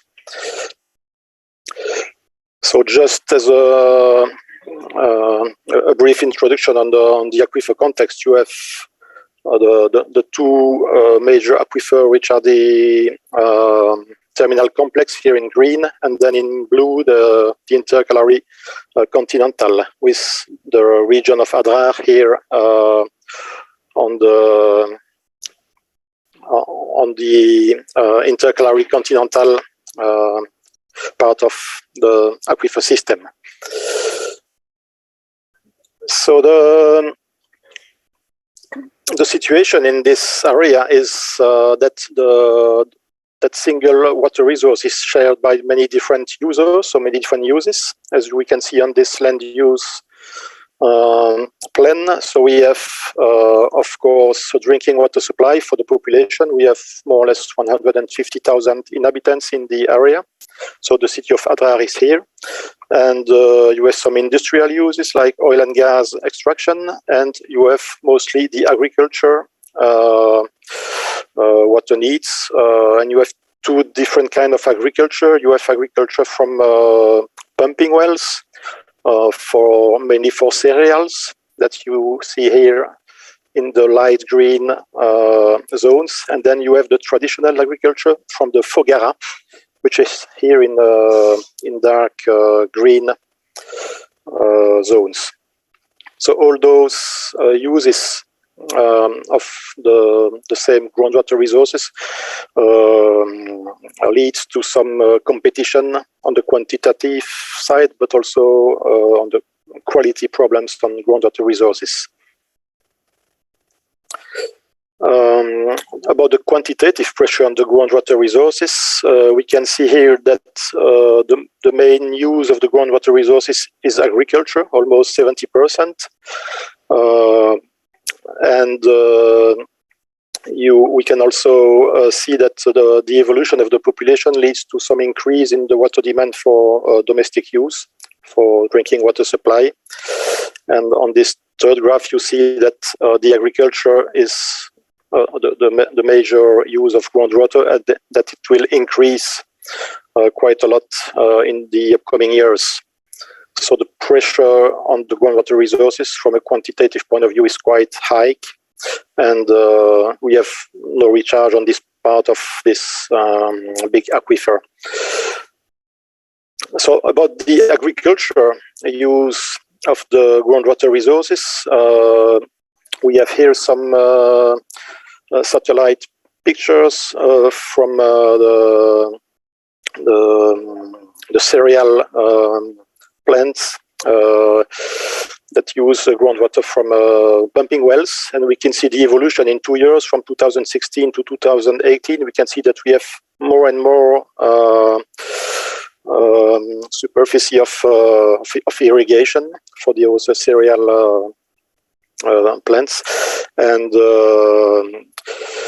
we can see another picture here from another part of the study zone with more than 200 or 300 different zones or circular zones of aspersion for irrigation. So there is quite a huge use of groundwater for this kind of irrigation systems.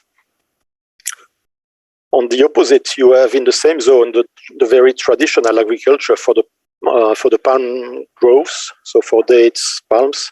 So this traditional agriculture is concerning the fougara. So the fougara are natural, not natural, but galleries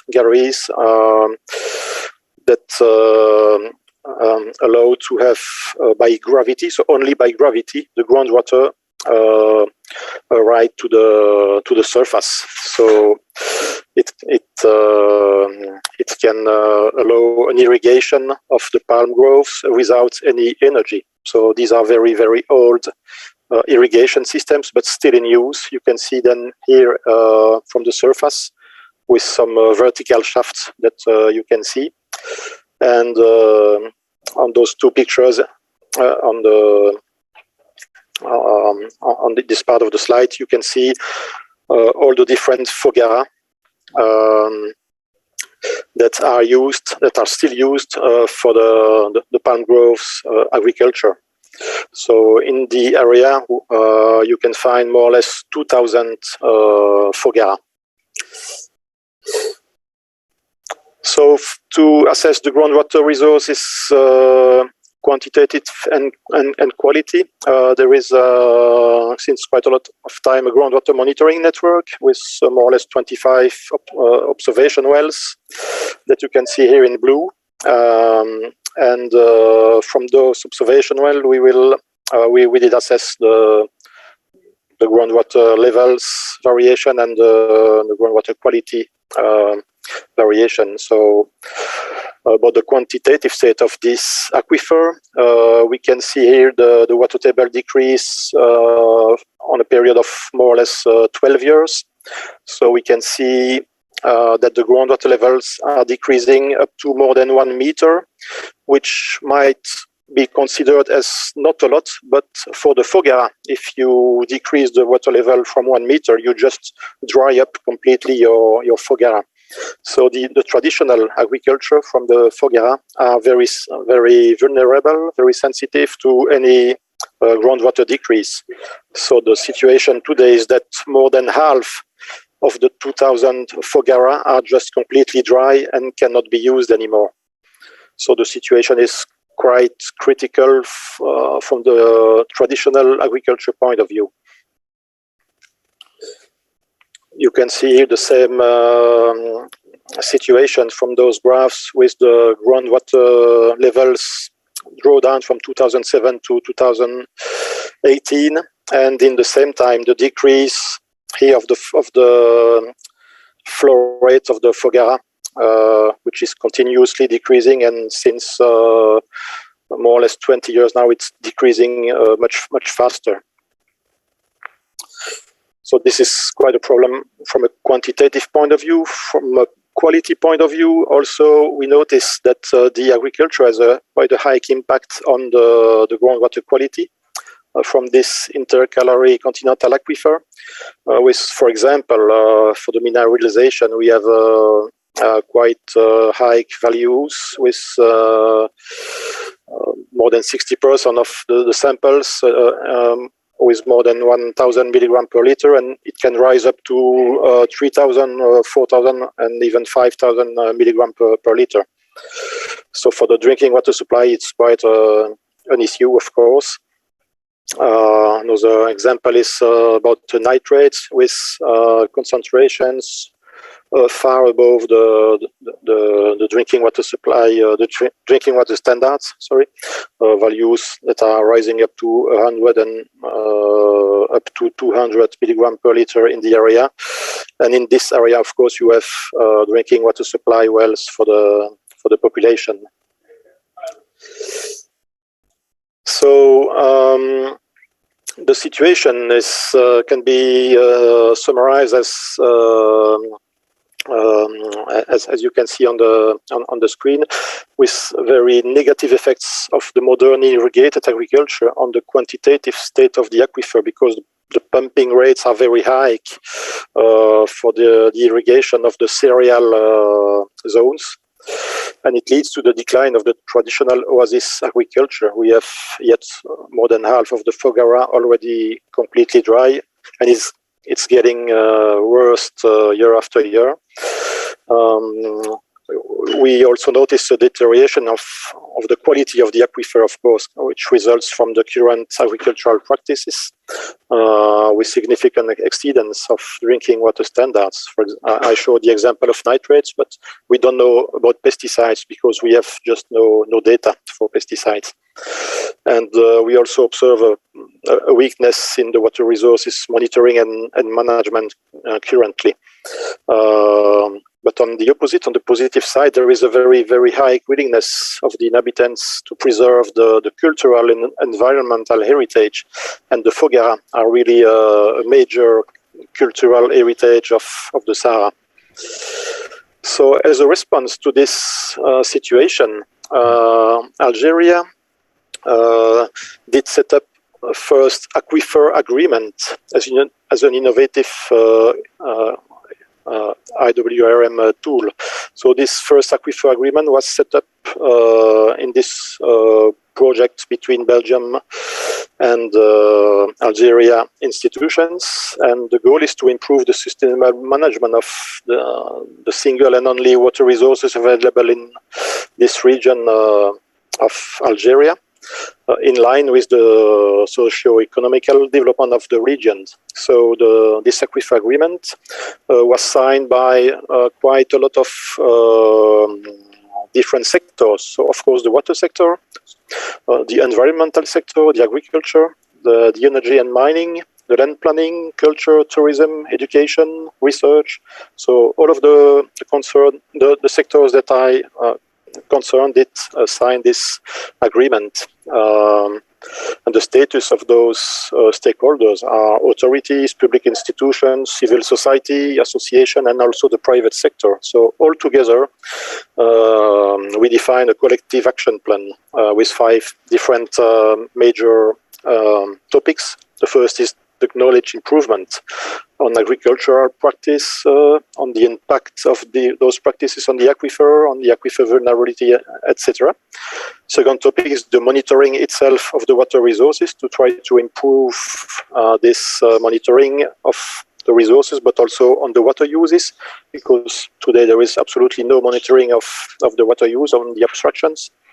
And the third topic is the optimization of the agricultural practices, because we notice that for the irrigation they use far too much water compared to the water needs of the different cultures.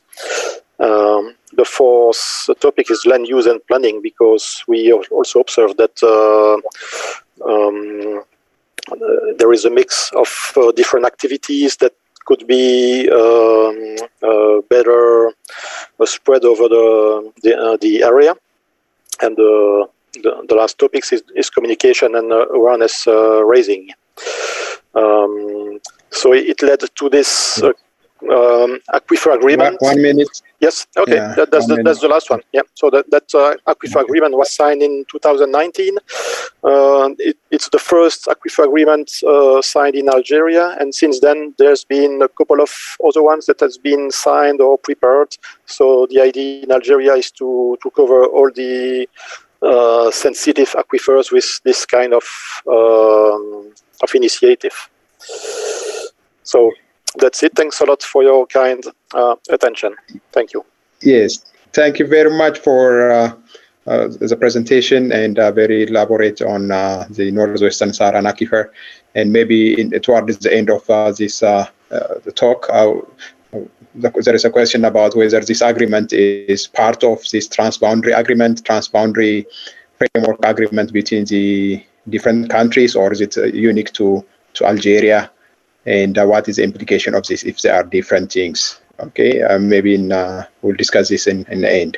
And let's move for the interest of time, let's move to the next presentation, which is going to be by Oleg Podolny, Director of Department of Geoecology and Mathematical Modeling. So, Oleg, this is your time. You have 15 minutes. Good afternoon.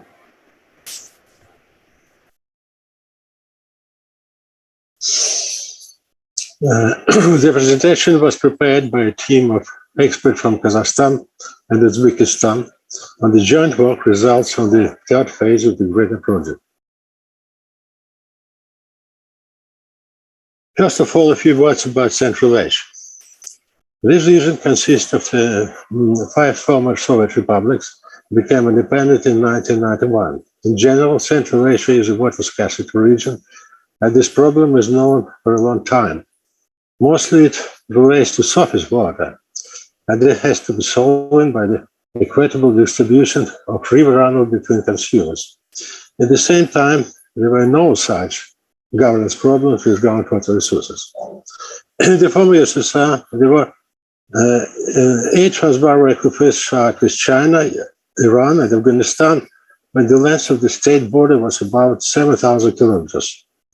But transboundary problems associated with them requiring efforts at the interstate level did not exist. In 1991, the overall length of the state border of 5 new independent states in Central Asia increased to about 32,000 kilometers. Accordingly, the amount of transboundary aquifers increased to 35 units. But only one transboundary aquifer problem has become apparent, inherited from the USSR. There's the problem of the Tashkent aquifer. A few words about the history. In 1947, the first big wells were drilled in the Upper Cretaceous in the Aquifer complex, and mineral water named Saragach in Kazakhstan and Tashkent in Uzbekistan was obtained. In 1981-82, based on the results of long-term exploitation and analog modeling, the exploitable resources of groundwater of the Tashkent aquifer were calculated, and they then were divided between the countries, Republic of former USSR, in the volumes of about 1,500 cubic meters per day in Kazakhstan and 2,000 cubic meters per day in Uzbekistan. Before 1991, the former USSR, the water management organization had used to control this water allocation. Since the new state border between these 2 states was installed, this control has not been working out. The joint aquifer resources management is currently not possible without an agreement between the countries, and the Tashkent aquifer was included to the greater project as a case study. Unfortunately, for the reason that were out of our hands, the first phase, the first phase of the project has been working out only for the Kazakhstani part of the Tashkent aquifer. Kazakhstan and Uzbekistan began working together only in 2020. And the third phase of the project. Since that time, Uzbek experts have collected and analyzed hydrological data, and the Uzbekistan part of the aquifer, this data were harmonized with Kazakhstani ones. Databases and maps were compiled for the entire Tashkent aquifer. It is interesting that there is a sharp difference in the natural water resources status in 2 parts of the Tashkent aquifer. In Uzbekistan, the local surface water flow is 8 times more than in Kazakhstan, and the exploitable groundwater resources of the Cenozoic aquifer in Uzbekistan are about 10 times more than Kazakhstan. The interdisciplinary assessment of the Pritashkent Aquifer and the first phase of the project was carried out in accordance with the approach of greater guidelines for Transboundary Aquifer assessment. And as our work shows, that guidelines can be successfully used for an assessment of other Transboundary Aquifer over the world. About the Pritashkent Aquifer, it is the upper Cretaceous Cenomanian Aquifer complex with an area about 16,000 square kilometers, 2/3 of the area within Kazakhstan and 1/3 within Uzbekistan. It is located at a depth to 2,500 meters in synclinal depressions. The aquifer complex has pore and fracture-pore permeability. Its average thickness is 179 meters and its effective thickness is 90 meters. Next, we have a map of the whole Pritashkent Aquifer and hydrogeological cross-section. The Pritashkent Transboundary Aquifer is the upper Cretaceous Cenomanian Aquifer complex that is shown in green. It's so aligned by the low-to-running aqueduct with a thickness of up to 130 meters. The hydrogeological units lie above the top of the aqueduct, and aqueduct intermediate Mesozoic Cenozoic aquifer complexes and pool and tumbling aqueducts. Groundwater of these aquifers, almost an entire area, has a salinity of more than 1 gram per liter, and thus it cannot be used for drinking water supply. None of these aquifers have Transboundary problems. This slide shows the conceptual model for Pritashkent Transboundary Aquifer. Some words about conceptual model. The aquifer complex is artesian. Its piezometric level is mainly above the groundwater, ground surface. The aquifer complex is confined and prevented to be contaminated from the surface and atmosphere. The internal contamination sources are absent. Surface waters are not hydraulically connected to groundwater of the aquifer. The Cenomanian Aquifer complex has low horizontal and vertical transmissivity, about 5 to 35 square meters per day. There were no field studies of groundwater recharge of the Pritashkent Transboundary Aquifer. However, analysis of information acquired during the field study in 1981-82 has allowed distinguishing these 4 types of natural recharge zones of the upper Cretaceous Cenomanian Aquifer complex. The total recharge of these first 3 types of zones is estimated to be 83.3. The total amount of recharge is estimated to be 92.5 liters per second. And the Pritashkent Transboundary Aquifer may be considered as an aquifer with non-renewable resources.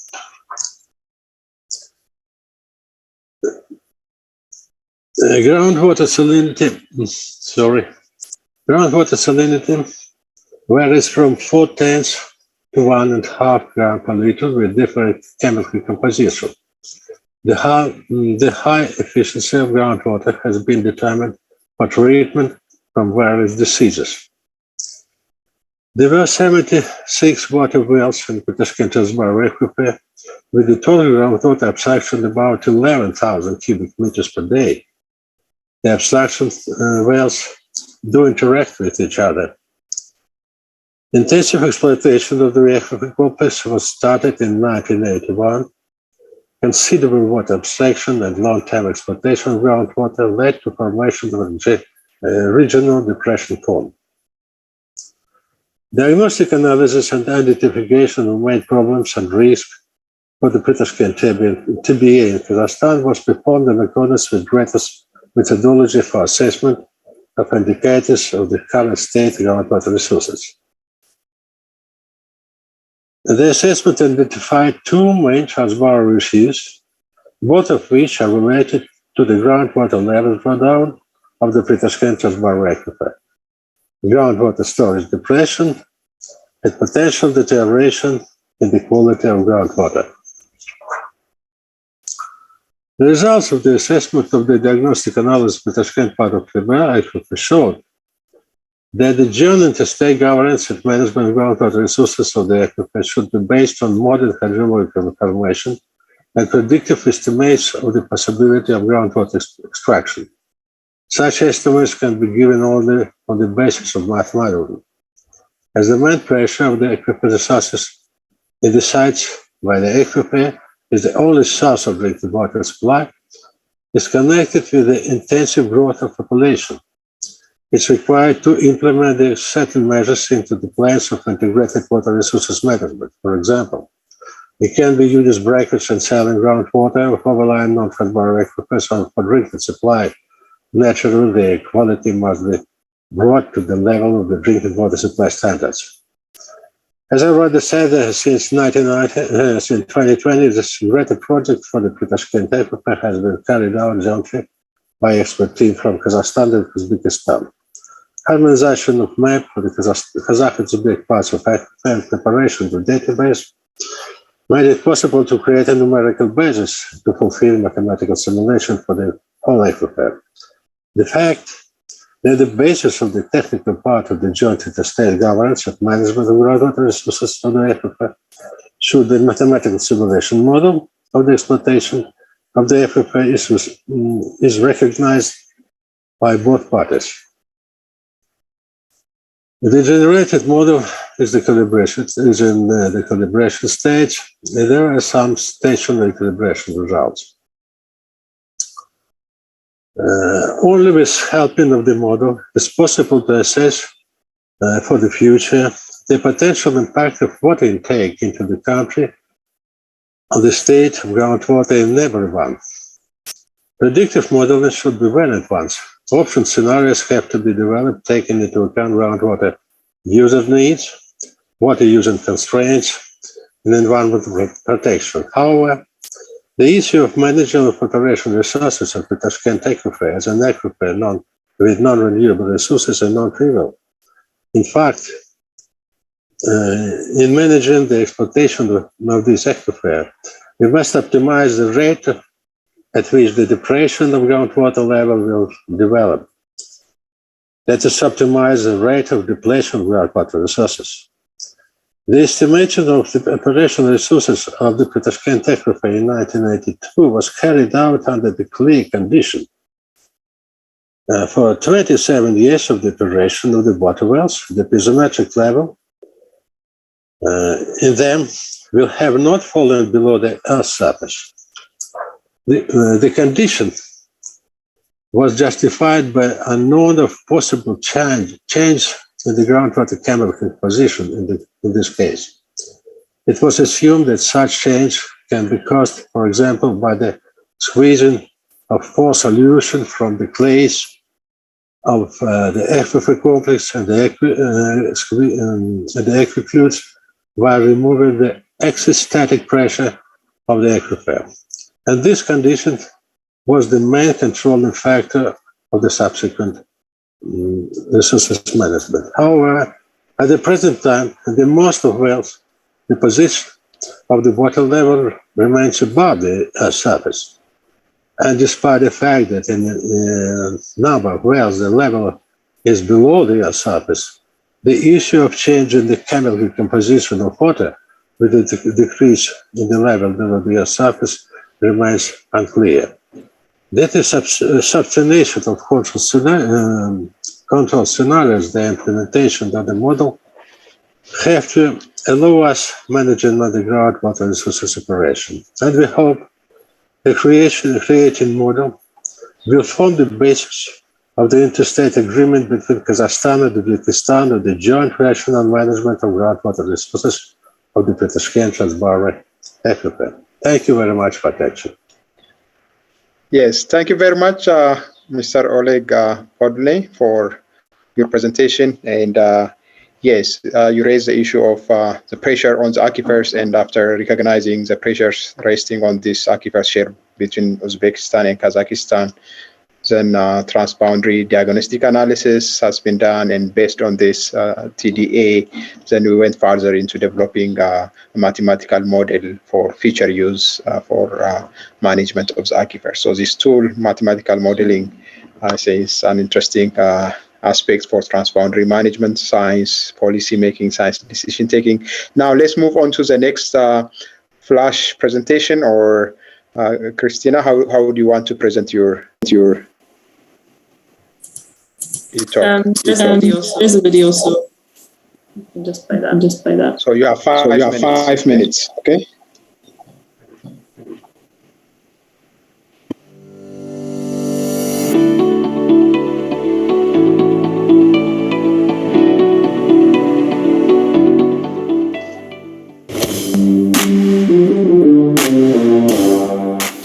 Globally, there are over 300 transboundary aquifers, with that number rising every year as new aquifers are identified and refined. 72 of these are in Africa.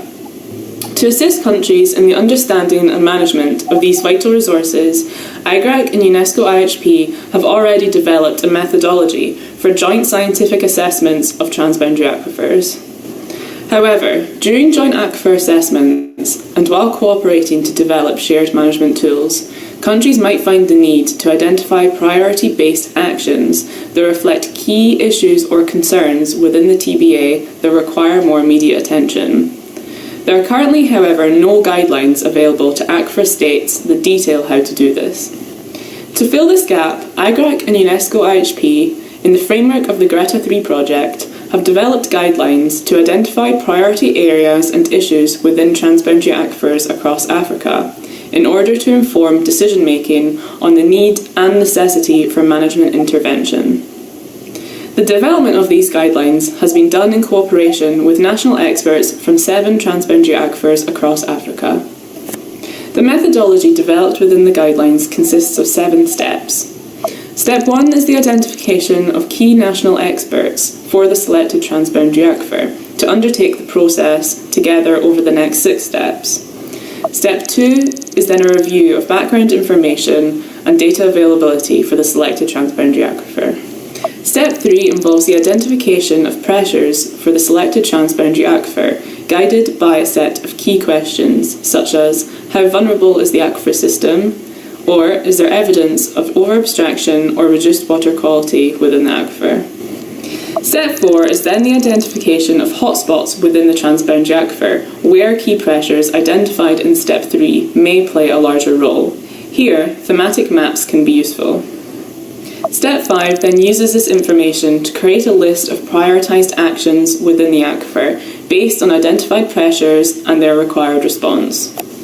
Step 6 identifies appropriate intervention practices to match the prioritised action list where relevant. And finally, Step 7 concludes the process with national experts sharing the outcomes to decision makers of the riparian countries. These guidelines are an essential step towards empowering nations to assess, prioritise and manage their transboundary aquifers effectively. They will also be an important instrument for policymakers and will bring more clarity about the importance of management and ultimately improve cooperation within these transboundary aquifers. For more information, you can contact me here.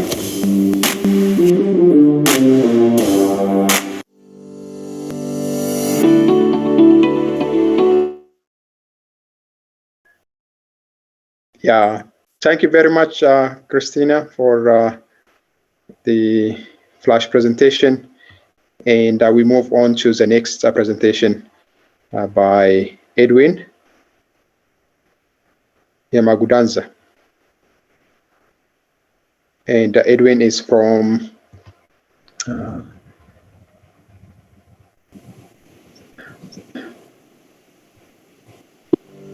yes. GIS analyst from University of Zimbabwe. Greetings everyone. This is our presentation. We are looking at the interface between science and policy with respect to governance of transboundary aquifers here in Southern Africa. So our main objectives were to find out human activities which are being practiced in different transboundary. And in this case, we were looking at 2 transboundary aquifers, mainly the Eastern Kalahari Karoo and the Medium Zambezi aquifer, shared between Zambia and Zimbabwe, and as well Zambia, and as well Zimbabwe and Botswana. So we were mainly focusing at finding out which country is using the resource more than the other. and as well which country contains the catchment or what we can call the catchment area of the transboundary. And from there, in terms of the key framework, we used the Extain 2005, which proposed these models in which he was trying to explain the hydraulic movement of underground water as it flows from one country to another, especially those bounded by a river. Then in terms of results, our study showed that using a digital elevation model, we could see that for the Eastern Kalahari Karoo, Zimbabwe seemed to be the catchment of the transboundary as much water, according to the elevation, is likely to flow from Zimbabwe to Botswana. Hence, we can safely say in Zimbabwe is being drained more as water flows from Zimbabwe to Zambia. And as well, if you look at the medium Zambezi, you can see that there are actually people who are residing within the transboundary aquifer, is shown by the map, that there are actually rural settlements. People are actually residing in the transboundary. Hence, this can have negative impacts, negative effects to the proper management of the transboundary. Then in terms of the conclusion, we could say that there's need for close monitoring of various activities and proper governance from all parties. And as for the recommendations, we recommend that research collaborations among its member states be conducted, and these are so useful as they bring together different people from different stakeholders from different departments within different countries, so as to better manage and better educate the people who are living within these areas, and which is very key and could aid in sustainable use of the resource. Thank you. Thank you very much, Edwin. And yes, GIS techniques to see directions of groundwater flow and how this relates to different stakeholders. Yes, so next presentation, let's move to the next presentation. It's going to be by Alberto. Is that Alberto?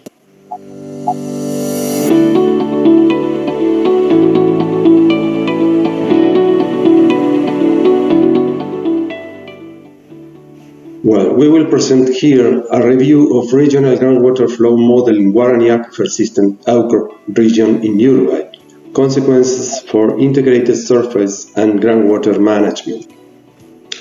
These are the results of a project that is being carried out in the Aquifers area of the Guarani Aquifer System in Uruguay, which develops as a north-northeast strip of 165 kilometers long and 32.55 kilometers wide in the north-central region of the country.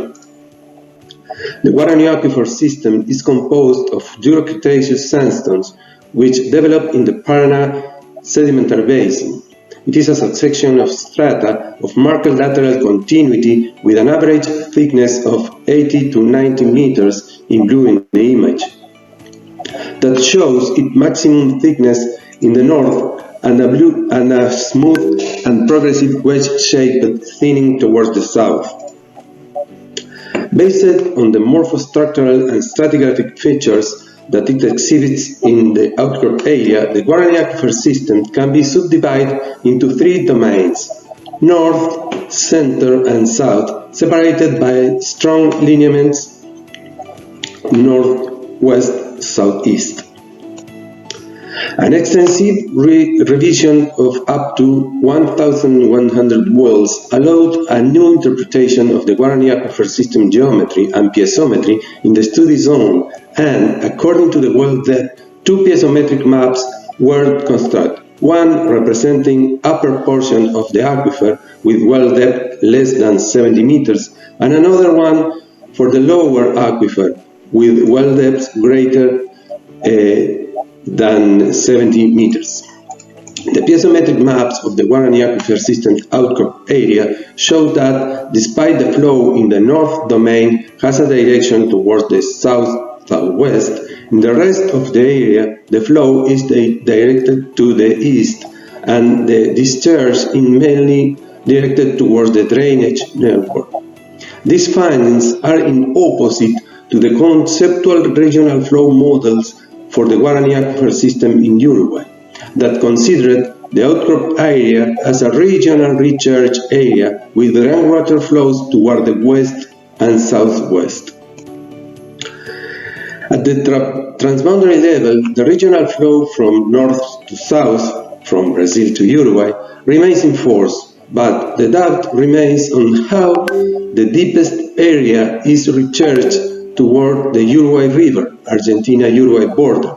These aspects require that in both cross-border situations, common criteria be adopted to evaluate and manage the resource to propose actions for its coordinated management. Thanks for your attention. Yeah, another great example from the Guarani Aquifer. Let's move on to the next and final flash presentation by William Antonio.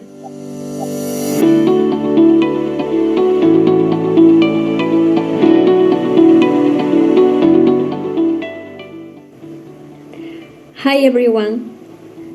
Based on Peru's experience in managing ecosystems that provide water in sanitation companies, we propose the creation of a platform for transboundary aquifer management. For this, our research question is how to improve the management of transboundary aquifers, and our objective is to create a platform for transboundary aquifers, PTA. It is a set of institutions of the countries that share a transboundary aquifer that have competence and/or interest in its management, which have decided to participate voluntarily in a space where aspects of the management of the transboundary aquifers are discussed, by means of the establishment of agreements between the parties. Functions and responsibilities are assigned. Studies are planned, project financing, their monitoring, among others. In this picture, you can see an example where the institutions of two countries that share an aquifer transboundary system have decided to conform a PTA to manage these aquifers. The procedure for the creation of a PTA have 7 steps. First step is the diagnosis of the transboundary aquifer systems.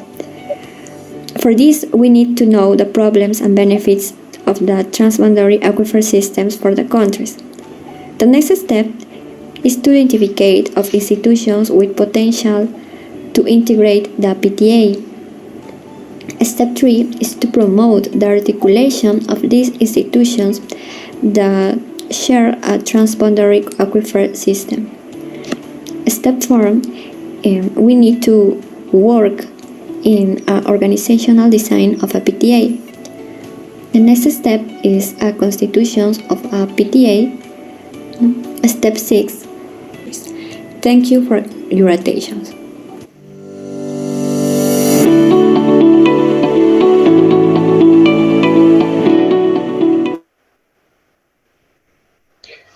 Yeah, so thank you very much for the presentation. We have now finished the presentations, and we have time for questions and answers. We have about 10 minutes for this. We have gained 4 minutes, which is a good thing. So there are 3 questions in the chat box that I can see. May I ask the question? The first question is to Dr. Derwan Joan. Does the modern irrigation provide food security for the communities and the traditional practice in the region? That is for the Northwestern Saharan Aquifer system. And another question says, thanks for the interesting talk. A quick question about groundwater agreements in Algeria.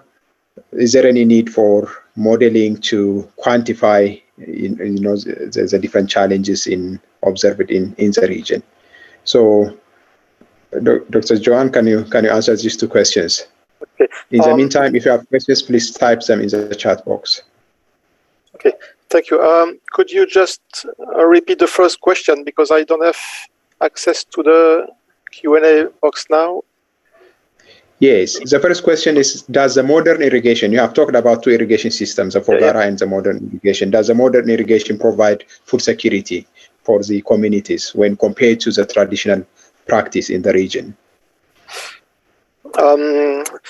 Yes, of course. From an economic point of view and from a food security point of view, the modern irrigation for the cereals cultures are quite important, but of course they are in competition with the traditional agriculture, mainly because of land planning. So the idea is not to stop the modern agriculture, but rather to move it on more convenient places. This is a first response in the action plan, which is to optimize the land planning, because there are plenty of space in this very huge aquifer, but to have in such a very close and very close area, the modern and the traditional agriculture is quite a part of the problem. And the second part of the problem is that the water that is used for modern agriculture is much too high compared to the water needs of the crops. So there is no calculation of the water needs. There are quite a lot of water losses, because for agriculture the water is completely free. There is no fee. There is no cost for pumping water for agriculture. So, because there is a very high subvention level in this Saharan area, so altogether it leads to some over consumption of water for modern agriculture, and land planning is quite not optimized. So the idea is absolutely not to stop it, but to manage it in a better way. Okay, thank you very much. There is another question to you again from Alexis Gutierrez from BRGM. He's asking, is there any chance to see the dried up fogaras working again? You mentioned like 50% of them are not working. Is there any chance that they're working? And then also, what is the water quality implication of these fogaras, in terms of, maybe microbial contamination, etc., or salinity, etc.? Okay. First of all, hello to my friend Alexi. And about that's quite a good question about any chance to recover some fogara that are dried up. We had the opportunity to see that they can recover quite fast if we stop the pumping, because there is in one of the places of our study area there is a set of pumping wells for drinking water supply. And those pumping wells have been stopped because the quality of the water became too bad. It was too high salinization, so they stopped those pumping wells, which were very close to the fogara. And we saw quite quickly a recovery of the water level, and the fogara did provide water again, which was not the case since more than 20 years. So we could observe that recovery. Not voluntary, but due to a stop of pumping wells for drinking water supply. The second question about the groundwater quality in relation with the fogara. The fogara are in the downstream part of the aquifer, so all the other water uses are upstream, and the main issue is the groundwater quality is really focused on the modern irrigation with the use of pesticides and nitrates and so on. So even if we have problems of quality due to the fogara, it does not impact the other uses. It's rather the the FOGA, which are themselves affected by the groundwater quality of the activities upstream. And this is the case. The groundwater quality of the FOGA is also quite an issue due to the activities upstream. Okay, thank you.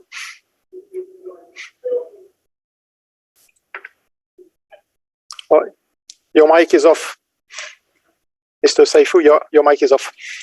Okay, thank you for that. So we have about 5 minutes remaining. I don't see any other question from the audience, and maybe I'll kind of summarize what I've learned, sitting here and chairing this session. And so number one is about importance of tools, different tools for conjunctive management, for instance, accounting for different components of water resources, soil water, surface water, groundwater, and rainfall under different conditions. And other tools that we have seen is, prioritization tool for transboundary engagement and intervention.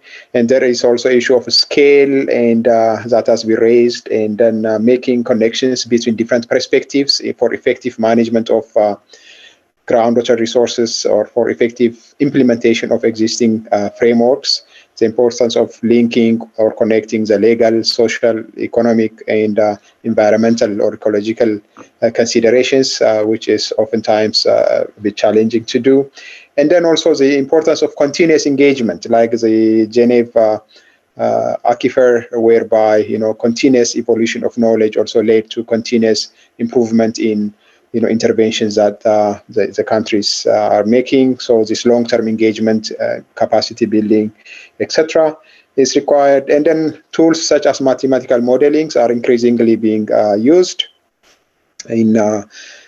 for managing transboundary aquifers. And yes, and pressures are also rising elsewhere.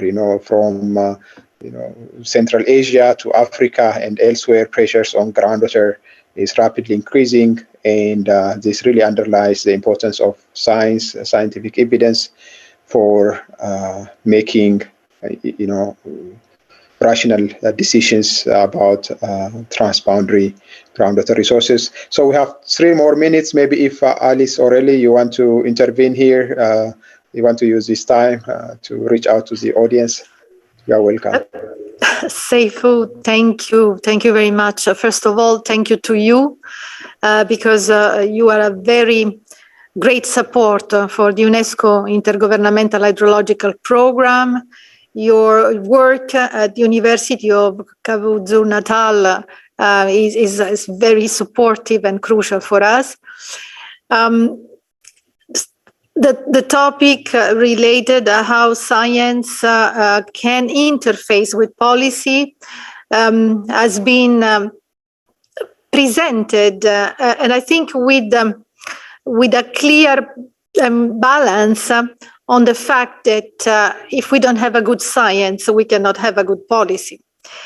And the examples presented are showing that. Gabriel and Susan and Doris and Joan, Oleg, they have all told us that you need years and years in the field in order to have an idea what are the benefits and the risks, and then how to look and to talk with decision makers and policy makers, what kind of recommendation to provide to them.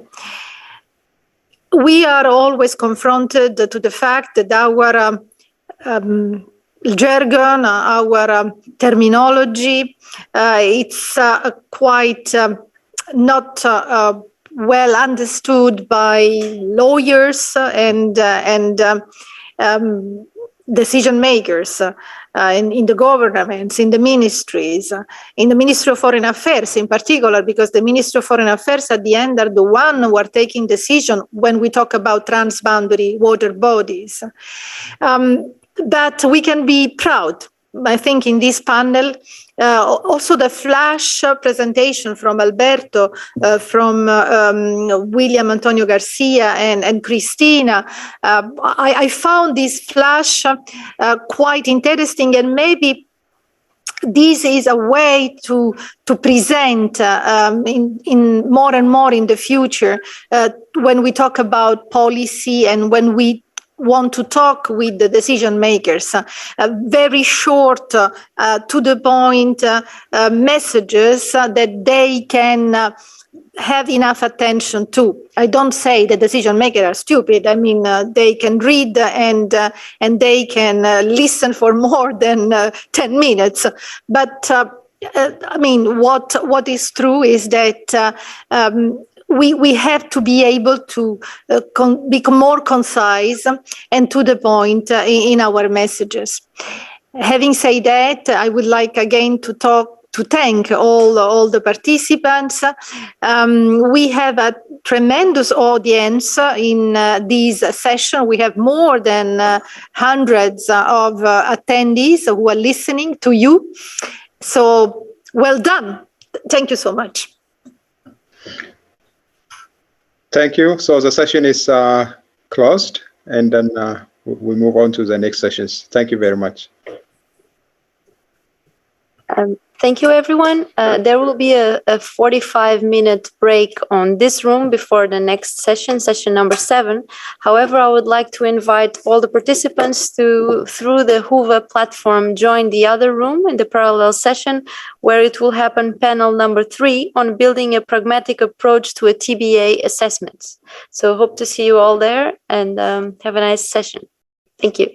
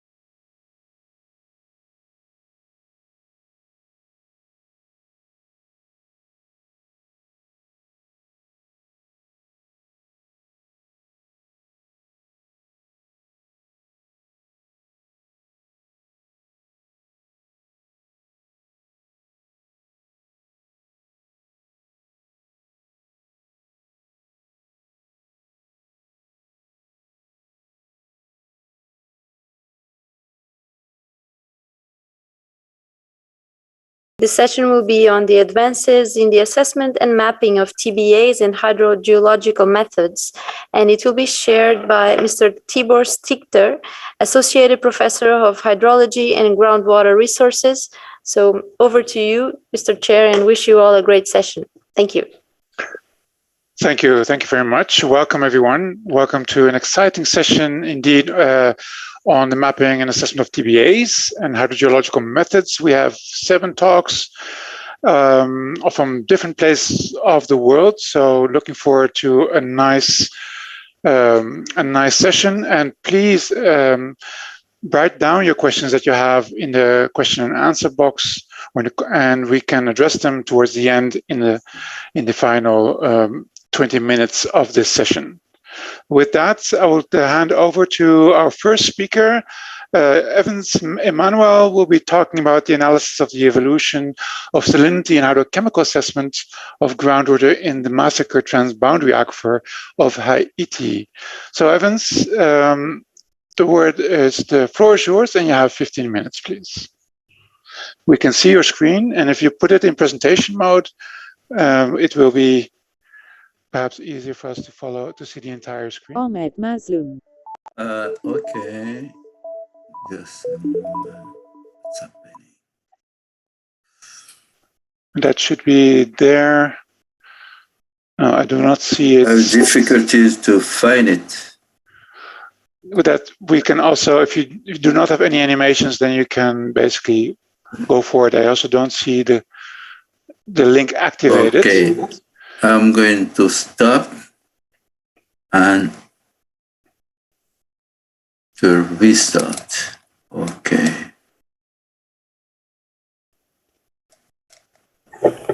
Mr. Evans, we can also share it for you if you prefer. Okay, that's good.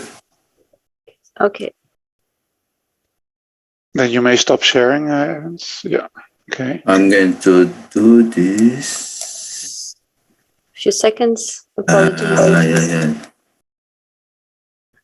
Full screen.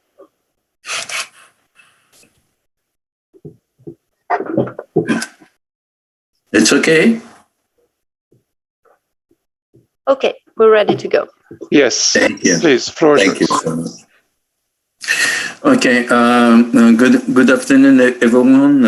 It's a pleasure to share with you in our ICEM conference some result on transboundary aquifers between Haiti and the Dominican Republic. The second one, please.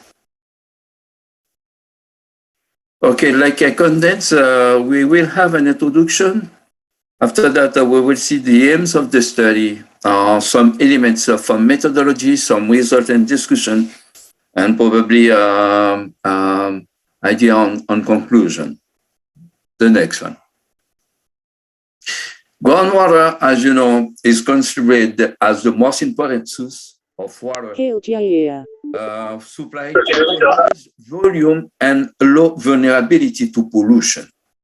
So there are a lot of study on water and groundwater and surface water in Haiti. But transboundary aquifers has been studied for the first time inside the UNESCO WIRES ICEM America program, where in the Caribbean island, we have the island of Hispaniola, the only one which has 2 countries, the Haiti and Dominican Republic, which has 290 kilometers like borders. The next one, please. And then to understand the question of groundwater, transboundary groundwater between Haiti and Dominican Republic, I think it's a very interesting to see some main features between both countries. Like as you may remark, Dominican Republic has a superficie higher than Haiti, but more or less receive the same quantity of water in average. And also both countries, according to Water Deficit Index of World Meteorological Organization, both countries is in water stress. And in that case, they use groundwater and particularly transboundary aquifers to answer to agriculture needs, to water supply of population living in borders. The next one, please. Nowadays, to understand the question of groundwaters, transboundary groundwaters between Haiti and Dominican Republic, it's very important to consider the environmental situation of Caribbean. Caribbean are a region which are exposed to climatic and telluric hazard, like hurricane, like earthquake, like high volume of seawater during hurricane, which may produce flood, and with the possibility also to enter into groundwater. So several studies today on the quality of groundwater put in consideration the case of salinization. Salinization may be due to intrusion of seawater, due to imbalance between the resource, the natural resource of groundwater and exploitation of groundwater. So in case of Haiti, there are several studies that we put in consideration the question of salinization in Port-au-Prince, and particularly in the septentrional region where what we find the transboundary aquifers of Massa. The next one, please. So today, in the framework of this conference, we are going to see some result on salinity in this groundwater. And also, since this groundwater is used for not merely for supplying drinking water, but also for irrigation, we are going to see if the quality of this groundwater is suitable for irrigation. The next one. We have here some information about population, about hydrogeology of the groundwater of Massac, basically in the part of Haiti, but not in the part of Dominican Republic. We are working now mainly in Haiti part. The next one, please. The next one. The next one. Okay. And then for this evaluation, we use in 2014. For this evaluation, we took 32 water samples were collected from hand pump boreholes, hand dug wells, from the rivers, the four rivers of this aquifer between November 17 to 21st, 2014. And after collecting electrical conductivity, total solid dissolved pH temperature has been measured directly on site. And after that, samples has been transferred to laboratory, where in terms of cations, we determined calcium, magnesium, potassium, sodium, and ammonium. And in terms of anion, chloride, sulfate, etc. And to the next one, to evaluate the capacity of this water to be used, like in irrigation, we take in consideration electrical conductivity, also the other parameters like sodium percentage, like sodium absorption ratio, the residual sodium carbonate, the next one, please, and the Kelly ratio. So this is the main parameters which we have been used in this case. The next one. Here we have some results. You may remark, first of all, groundwater has an important temperature. With that, there is a possibility to have some physical chemical reaction facilitating dissolution of pollutants in or chemical substances in water. Electrical conductivity, the result, particularly the maximum values, are very higher than some threshold value. Not merely for drinking water, but also for irrigation. For irrigation is very, very high. It's the same thing for chloride and also for the total dissolved solids. The next one, please. Here we have for all the anions and also all the cations. So the most important thing to observe also here is the total hardness with magnesium hardness and calcium hardness. Unfortunately, in that presentation, we do not try to present the different ratio between hardness and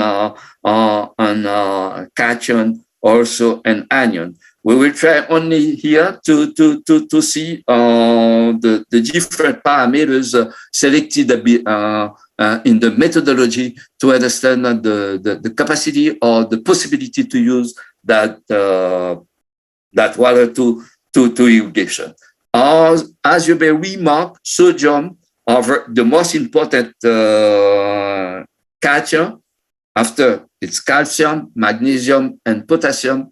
In terms of anion, the first one, the most important was chloride, sulfate, etc. The next one, please. Okay. To understand the question of suitability water for irrigation, first of all, the electrical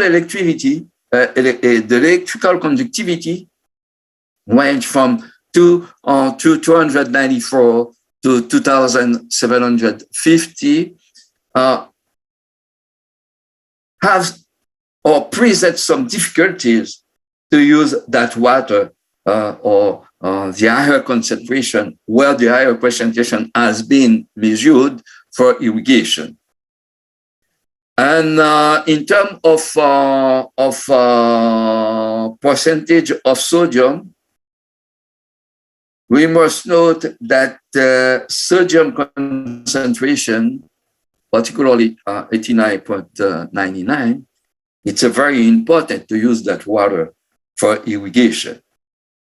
And according to the value obtained for the sodium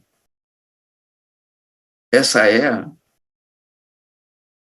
we must say that high sodium in water produce indivisible effect of changing soil's properties and reducing soil's permeability, which can play not a good job in facilitating infiltration from during winning time. So the first result obtained in the framework of ISAM project showed that the transboundary aquifers between Dominican Republic and Haiti and Massac present a very important potential of water resources. But with the different hydrogeology formation found, it will be very important to do or to conduct studies on the specific aquifers found in order to understand exactly the variability of the salinity. But not only in the part of Haiti, but also in the part of Dominican Republic, in order to do a comparative analysis and to see what kind of joint development of those imported water resources for the population and for the development of both countries. Thank you very much for your attention. Thank you. Thank you very much for this interesting insight into the transboundary aquifer on an island, of course, which is always quite an interesting case study and full of challenges, as we can see. We'll come back to some questions towards the end. And I would like to carry on with the next presentation by Constanza Maas on the current knowledge on zoning approach for identifying hotspot areas of environmental impacts in transboundary aquifers. So Constanza, if you can share your screen, and I will give you the floor. Yes, thank you very much. You can see my screen? Yes, though not yet in presentation mode. Yes, sorry. This thing. Okay. Okay, yes, go ahead, please. And well, thank you very much. Today I'm going to present findings on the use of zoning approach for identifying hotspot areas of environmental impact in transboundary aquifers. So I'm a PhD candidate from IHE Delft Institute for Water Education and TU Delft. And co-author of this research are also Tibor Stichter and Graham Jewett from IHE and Christina Fraser from IGRAC. So, just want to take this out.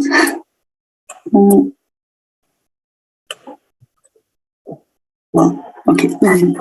So we know from the last inventory from IGRAC and UNESCO IHP that there are at least 468 transboundary aquifers or TBAs worldwide. In contrast, there are only 7 cooperation agreements toward their use and management.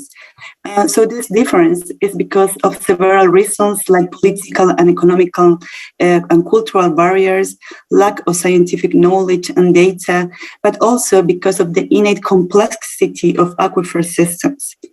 So,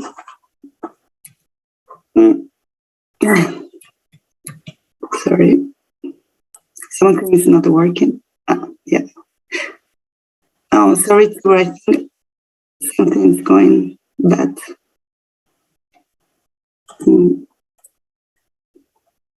Okay. So aquifers can be connected with other water bodies, right? With other aquifers, aquitars, with rivers, with lakes.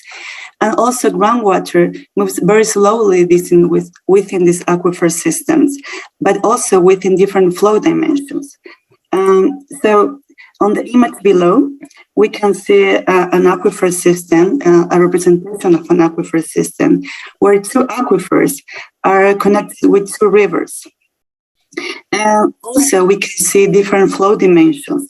So for example, local flow system where water moves from a recharge area toward an adjacent discharge area, and also intermediate and regional flow system in the bottom part where recharge and discharge areas are located separate from each other.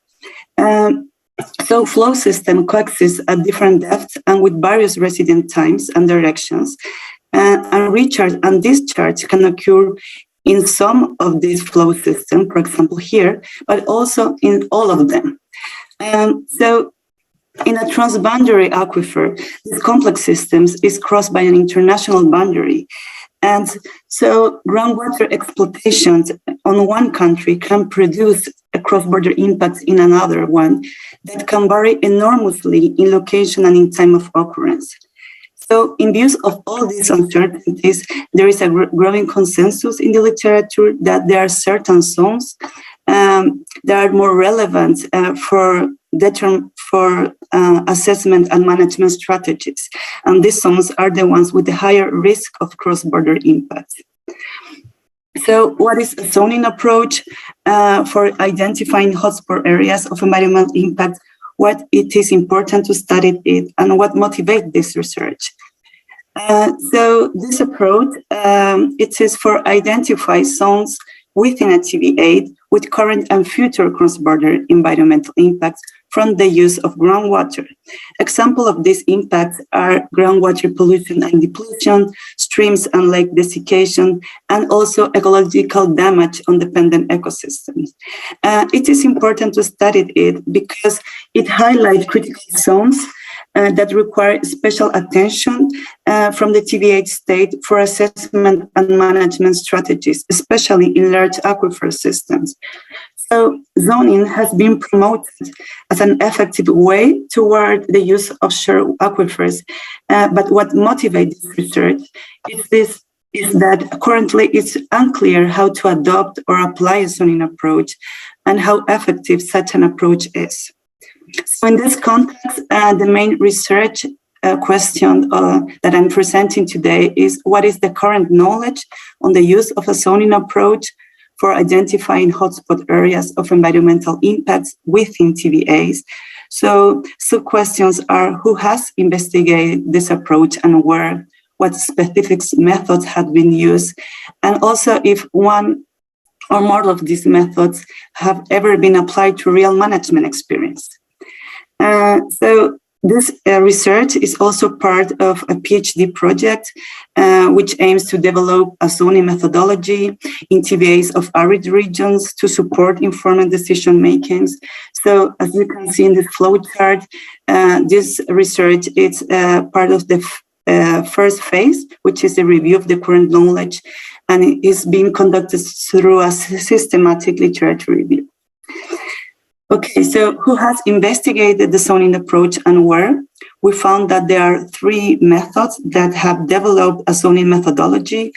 And the first one is from Kettlehood and other authors that in 2010 proposed a quantitative index that hasn't been applied to any study case.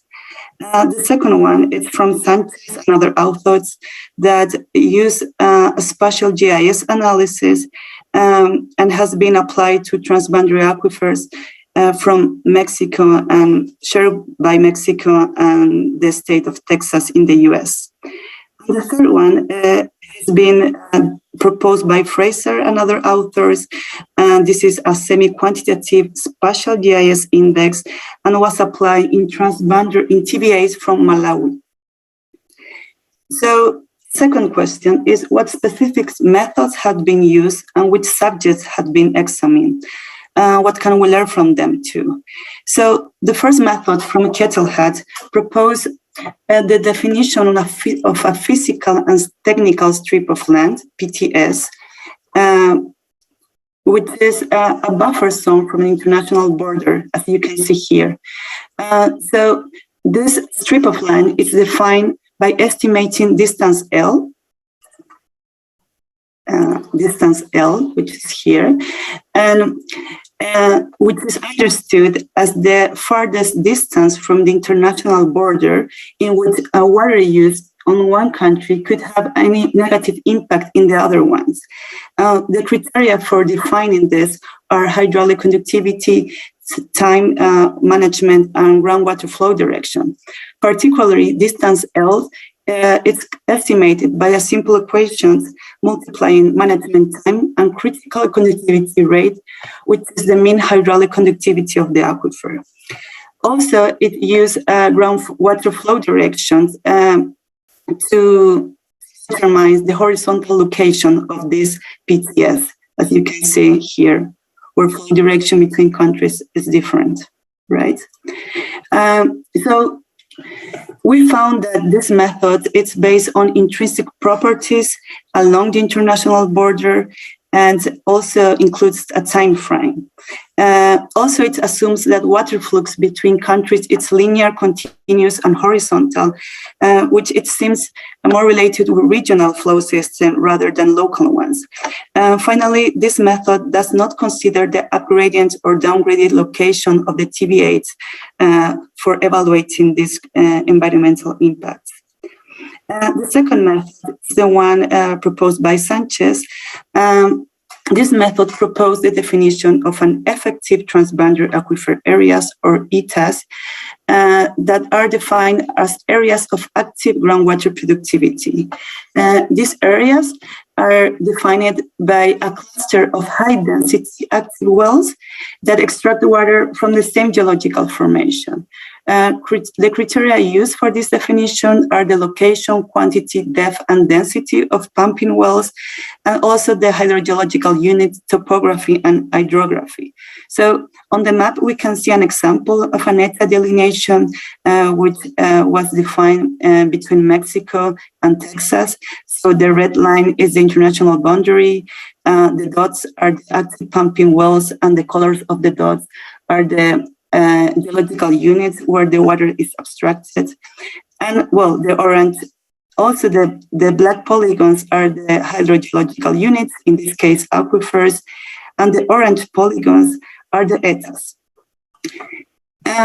So from this method, we found that it's based on pressure points on groundwater, so active pumping wells, but it does not consider water quality or volume extracted per well. Also, it's not clear in the report, in the article, how the ETAs are precisely delimited. So, for example, which is the density of dots, or maybe the distance from international border that were used to define each ETA. Also, it's important to mention that this method can be applied to a transboundary aquifer, but also to a national one.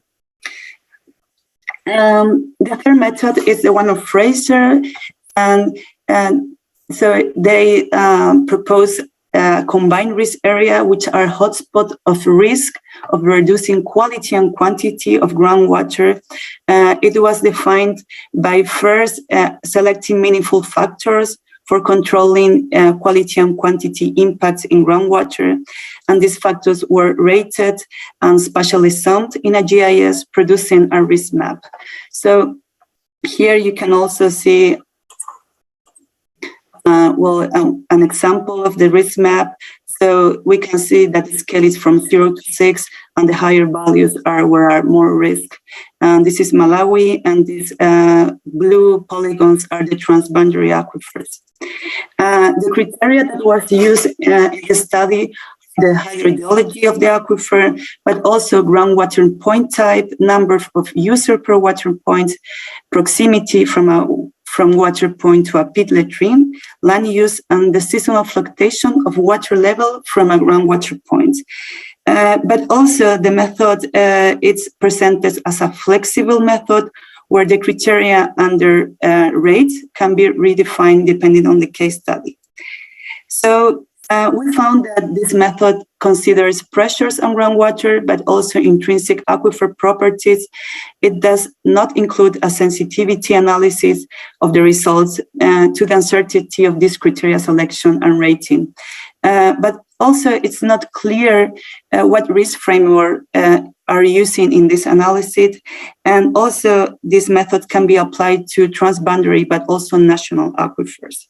So the question is, if one of these methods ever been applied to a real management experience, and we couldn't find evidence that they have been applied in one of these management experience, but the agreement from 2015 between Saudi Arabia and Jordan has elements of the zoning method. So this agreement, it's concerned the Al-Saq, Al-Disi aquifer, which is shared by Jordan and Saudi Arabia. And as you can see in this image, I'm going to. So this is the area, or the polygon is the area that is subject to the agreement. And it's in the west section of a much bigger transboundary aquifer system, right? The Samrak aquifer system. So they define two groundwater zones. The red polygon is the protection zone where the groundwater extraction is forbidden. And the black polygons here are the management zones where groundwater can be used only for municipal purposes.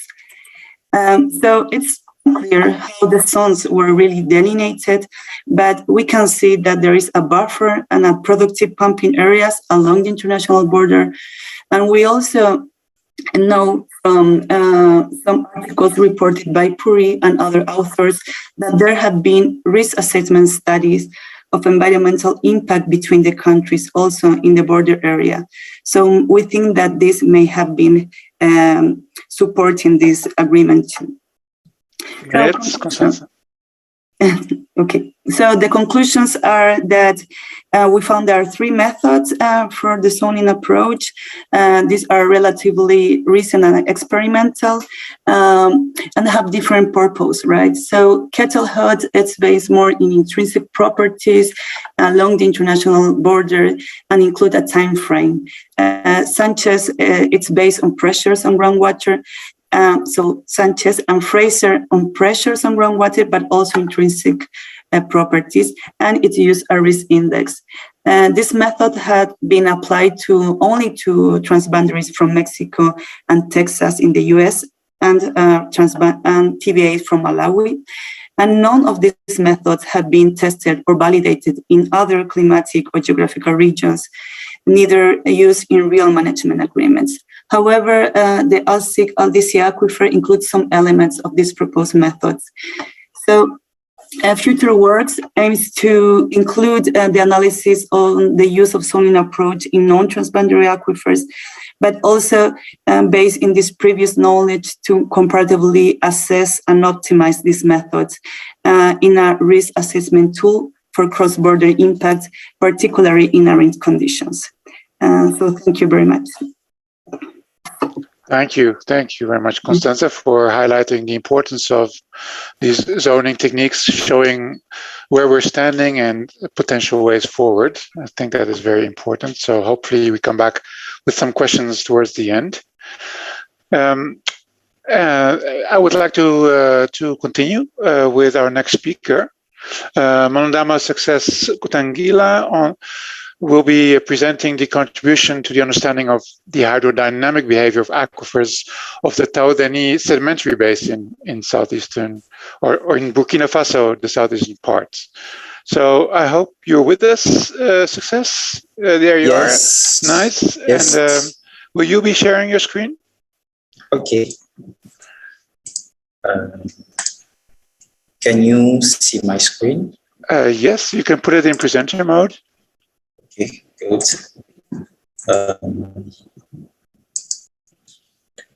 Yes, okay. That looks perfect. So, floor is yours, Success.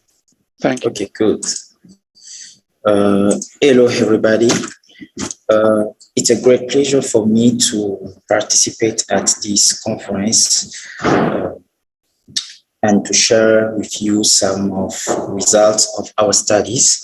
The topic is the contribution to the understanding of the hydrodynamic behavior of aquifers of the Taodeni sedimentary basins at its Burkina Faso part.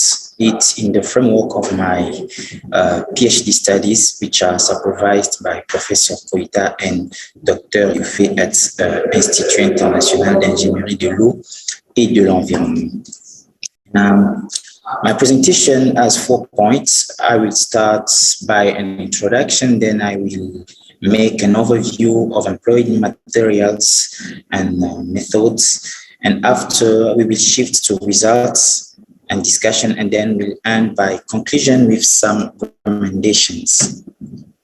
So in introduction, in a global context of water characterized by scarcity, by demographic growth and climate change, the West African part, and essentially the Sahelian part, is the most disadvantaged. Indeed, this part is subject to a great climate variability and has had many drought episodes since 1960.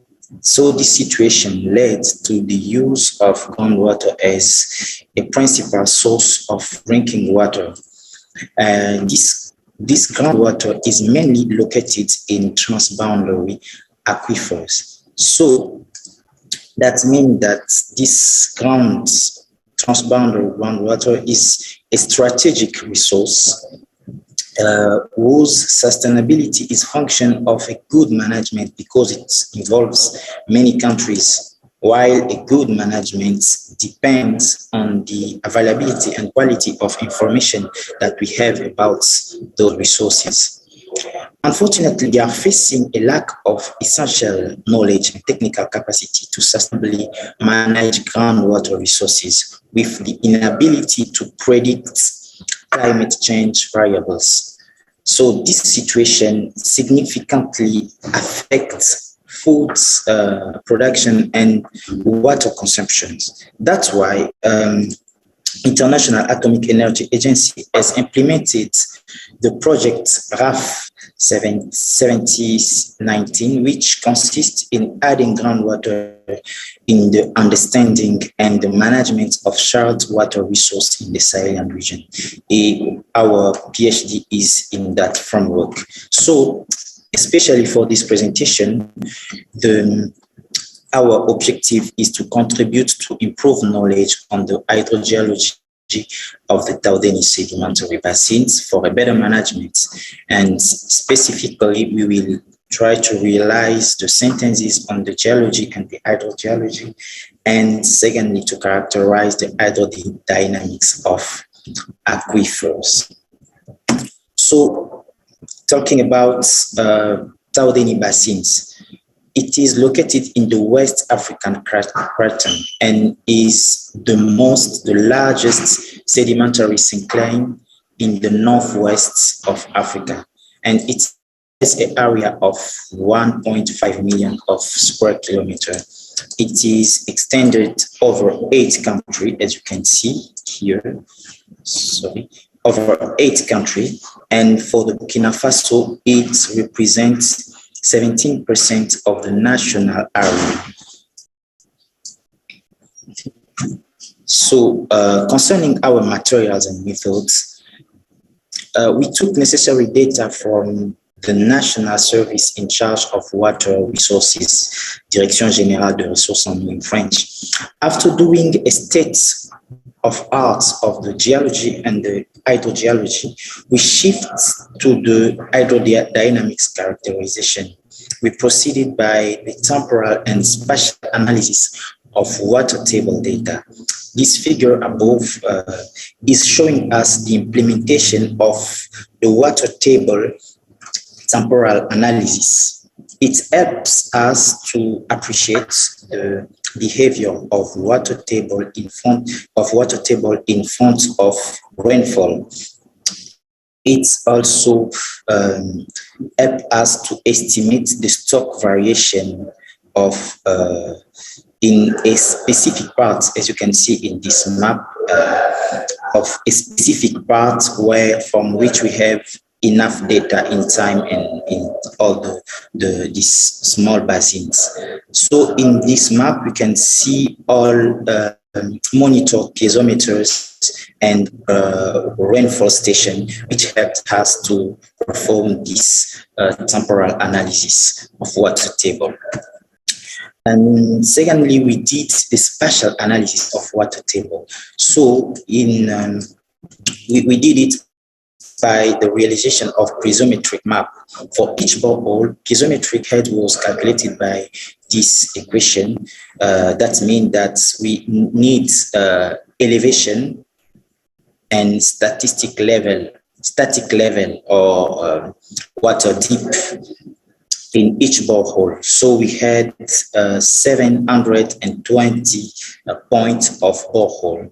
Piezometric heads were interpolated by using inverse distance weighted methods in a GIS environment based on the hypothesis of unique groundwater table hosted within a multi-layered aquifer with some impermeable levels. So let us now shift to our results. We start by the geological description. So concerning the geology, the bibliographic synthesis has revealed that the geology is mainly constituted from the bottom to the top of by the infracambrian, which is the main formation, and the continental terminal. But we also have quaternary formation, which doesn't appear in this map, and we have some doleritic and gabbro-doleritic intrusion dating from Permian. The lithology, the main lithology is dominated by sandstone, but we also have limestone and dolomite and siltstone. The total depth is approximately 2,000 meters. And concerning the hydrogeology, the sedimentary series is mainly made up of potential reservoir rocks over more than 55% of its thickness, with a captive character of 30%.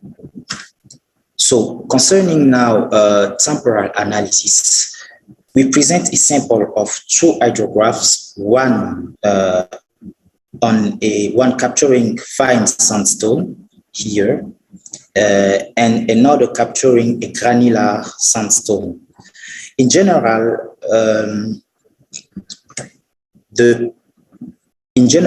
we have a general upward trend of piezometry and rainfall, except somewhere of here, for example, it's showing us the impact of abstraction of grits volume by the National Service of Water, of drinking water supply. So that has an influence on the level of water. But in general, the trend is upward. And secondly, we have noticed that the reaction of the water table to rainfall is generally positive, with a delay of 1 to 2 months. We have a high groundwater period between August and November, low groundwater period between March and June. And the impact of lithology can be emphasized here. We notice a slower water table reaction in fine sandstone than in granular sandstone. Concerning spatial analysis, we realized the piezometric map, and we see that piezometric heads vary from between 166 to 633. The flow direction is generally from southwest to northwest, and feeding area is towards southwest and northwest. And we have a near concordance between the hydrogeological basins and the overlying hydrological basins. As you can see, their limits. And to understand well the hydrodynamic behavior, we've done some cross near specific places. The first one is from the feeding area to the spring area. It helped us to notice a bimodal flow characteristic. Its first one is linked to the topography, as you can see. This is linked to the topography, and the second one is linked to the general gradients. The second cross is realized from the artesian wells area to the eastern part of the alimentation area, and is confirmed. It is confirming a bimodal flow and showing the piezometric level over the topography. For example, here, so it is emphasizing the impact of the general gradient. And the third cross was made somewhere here, and it is showing us the impact of topography. We are near a depression, the depression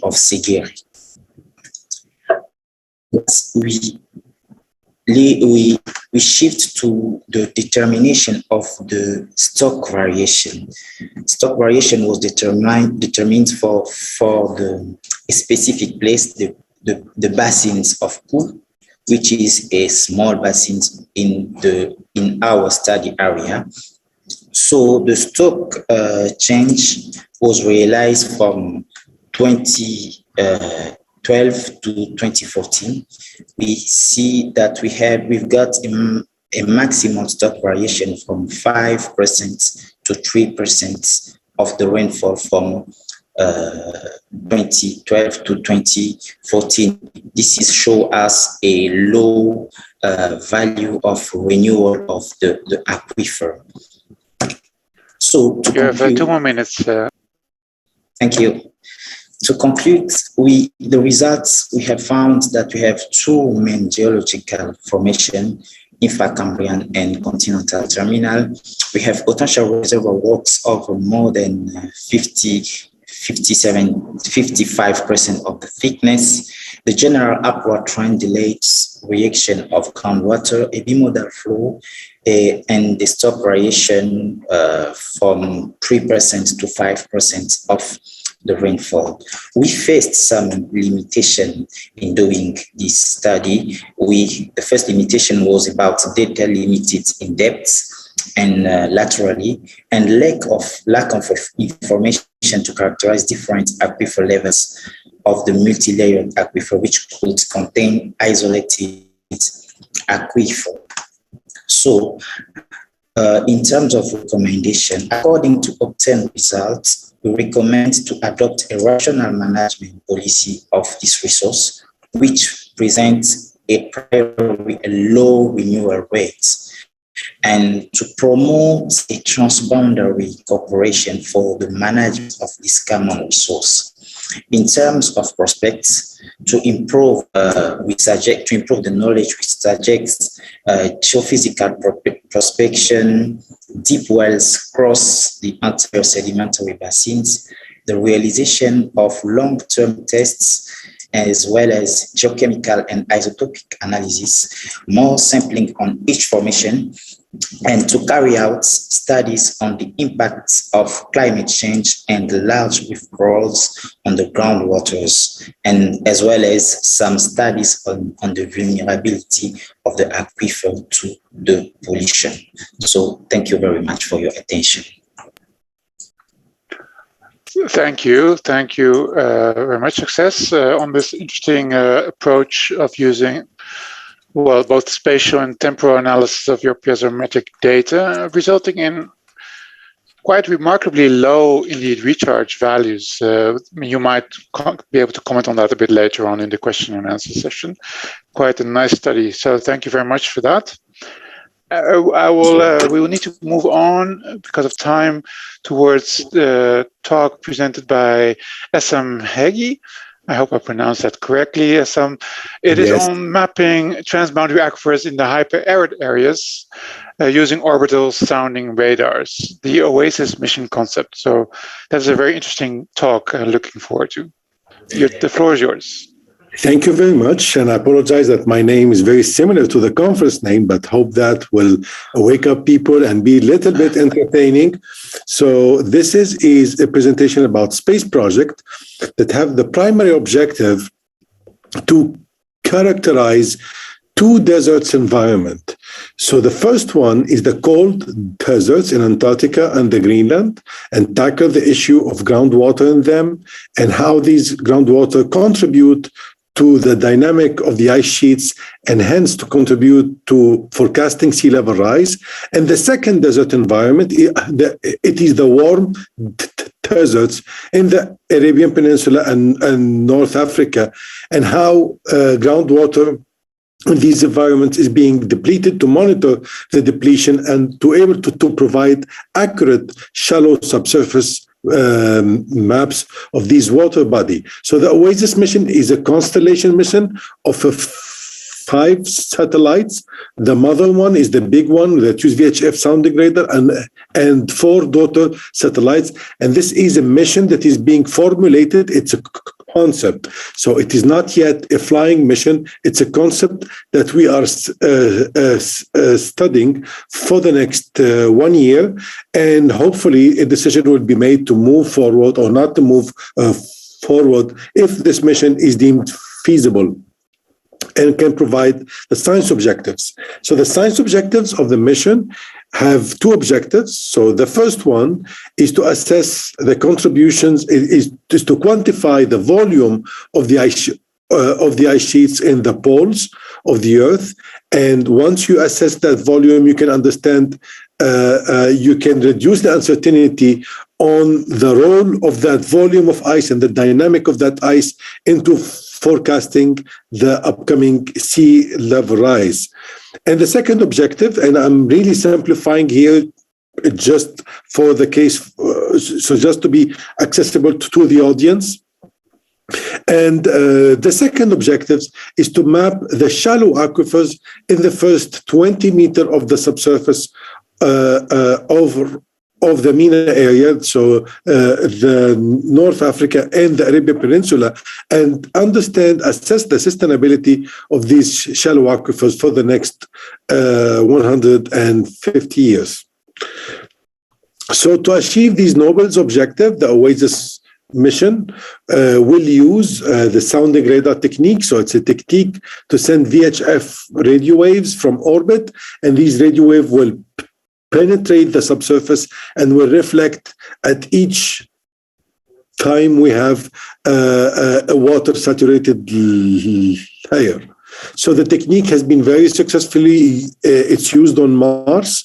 It has been used on the Mars Express mission, launched in 2004 to Mars, and the Sharad launched in 2003, and the Mars Reconnaissance Orbiter have a VHF sounding radar also. It's launched in 2005, and the Wisdom rover on board of ExoMars will also have a sounding radar, and the 3 sounding radars are using different frequencies to achieve different penetration depths, but the primary objective is to look for shallow subsurface water on Mars.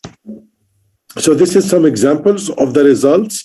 So this is called a radargram. What you see at the surface here is the first reflection, and then the subsurface layer is these subtle reflection. And in the case for this area of Mars, which is called the Amazonis, we see that this is about 125 meters deep. So we are able to do that on Mars, use this technology, because Mars is very dry, and we can have the penetration of these waves few hundreds of meters deep in the ice to see what lies beneath the ice. From the basal unit to aquifers also.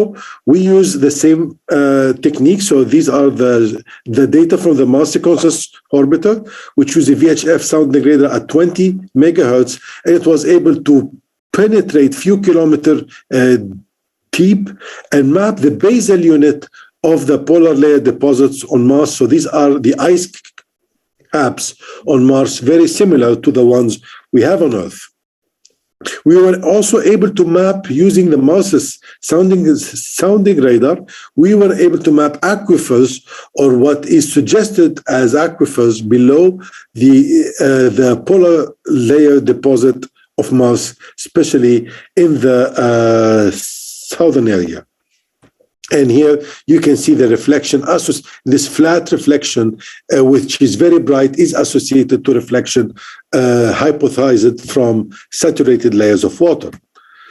So OASIS will attempt to do the same objective exactly by looking to the basal units of the Greenland, by looking to the melting of the Greenland and the basal unit of Antarctica, to understand the dynamic of the ice sheets and how they contribute to sea level rise.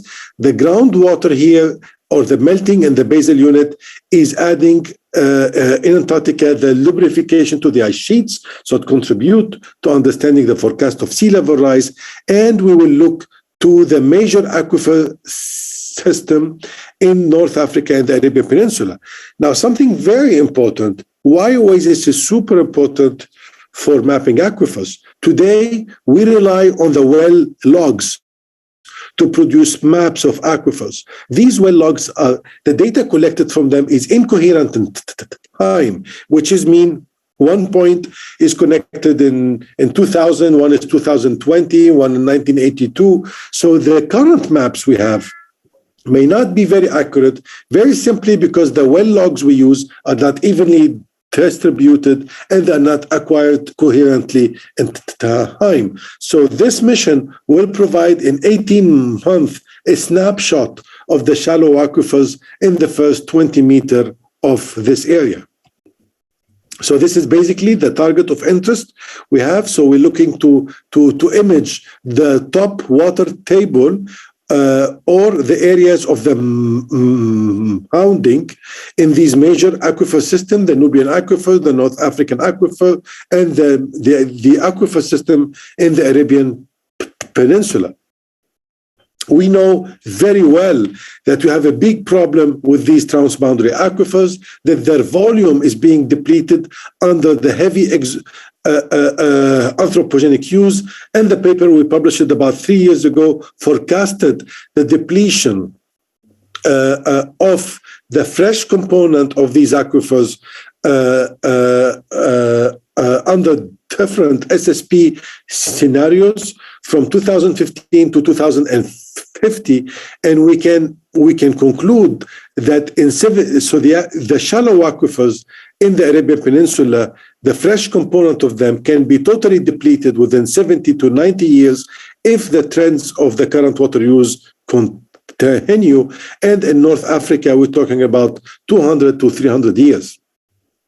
So what OASIS will map exactly? OASIS will be mapping the shallow aquifers. So these are the rendering of the shallow aquifers in desert environments, and mostly it will map the mounding you see here about the connectivity between two aquifers across the structural feature we have. So we will be able to map. By mapping the depth and the shape of the water table, we can understand the interconnectivity between aquifers by looking to the mounding associated to vertical groundwater movement.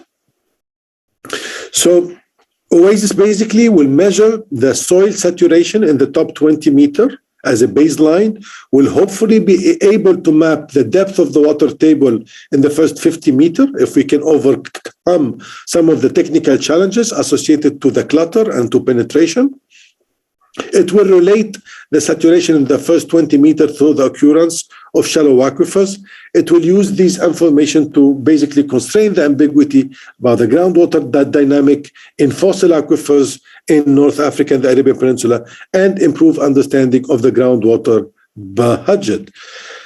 I will not go in detail about the role of the mission to assess sea level rise, to reduce the ambiguity on the forecast of sea level rise, but I just want to mention here one case and one example, that the vulnerability of hyper-arid areas and the coastal aquifers to sea level rise is very high, simply because we have seawater intrusion accelerating in these aquifers, as the one we see in the north of Qatar here. We can see the shoreline have changed from 1860 to 2020 by 1.3 kilometers, intruding seawater into the coastal aquifers. And as in this area, it does not rain, it's hyper-arid area, there is no flushing of these aquifers. And so this degradation due to sea level rise of coastal aquifers is accelerating in North Africa and the Arabian Peninsula. So right now we are in this pre-phase A of the mission, which is basically the phase where we study the mission. We signed an agreement between Qatar Foundation and NASA in April 2020, and we hope this phase of the mission formulation will finish by the summer of 2022. And at this point of time, a decision will have to be made to go through the development of the mission, which phase A, B, C, which is a different phase development, and hopefully to launch in December 2026. 6. That's all, and would be happy to answer any question.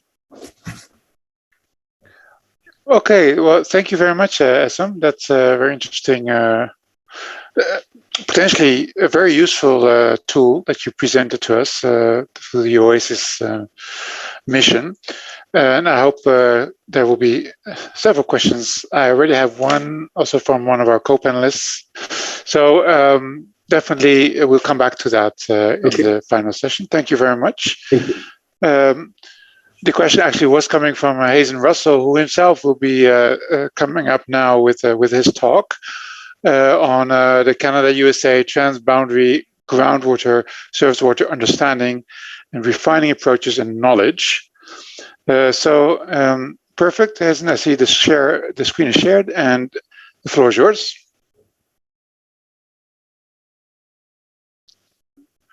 Although I cannot hear you there yet. Maybe you're still muted? I'm still muted, and I'll turn my camera on. How's that? There we go. Yeah, that works perfectly. Yeah. So thank you, Tibor, and good day to everyone who's participating in this session. So it's a pleasure to be here to talk about ongoing work at the Geological Survey of Canada on transboundary groundwater issues. As other things have stalled. So there we go. So this is a early presentation in the project. It's been underway for about 6 months. And so not a lot of results to present, but some methodological approaches to review. And I'd just like to acknowledge my co-authors and their organizations before we move forward.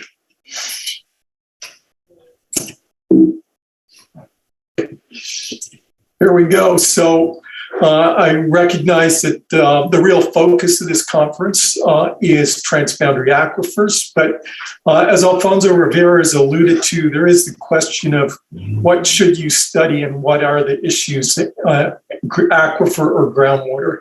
And we've had aquifer studies between the United States and Canada in the past. There's about 15 studied aquifers that are transboundary, but there's 61 watersheds along 11,000 kilometers of shared boundary distance. And so we're stepping back and looking at more holistically just at a groundwater surface water interaction perspective to frame the talk today. And to frame those more discrete aquifer studies that have been completed or may come along in the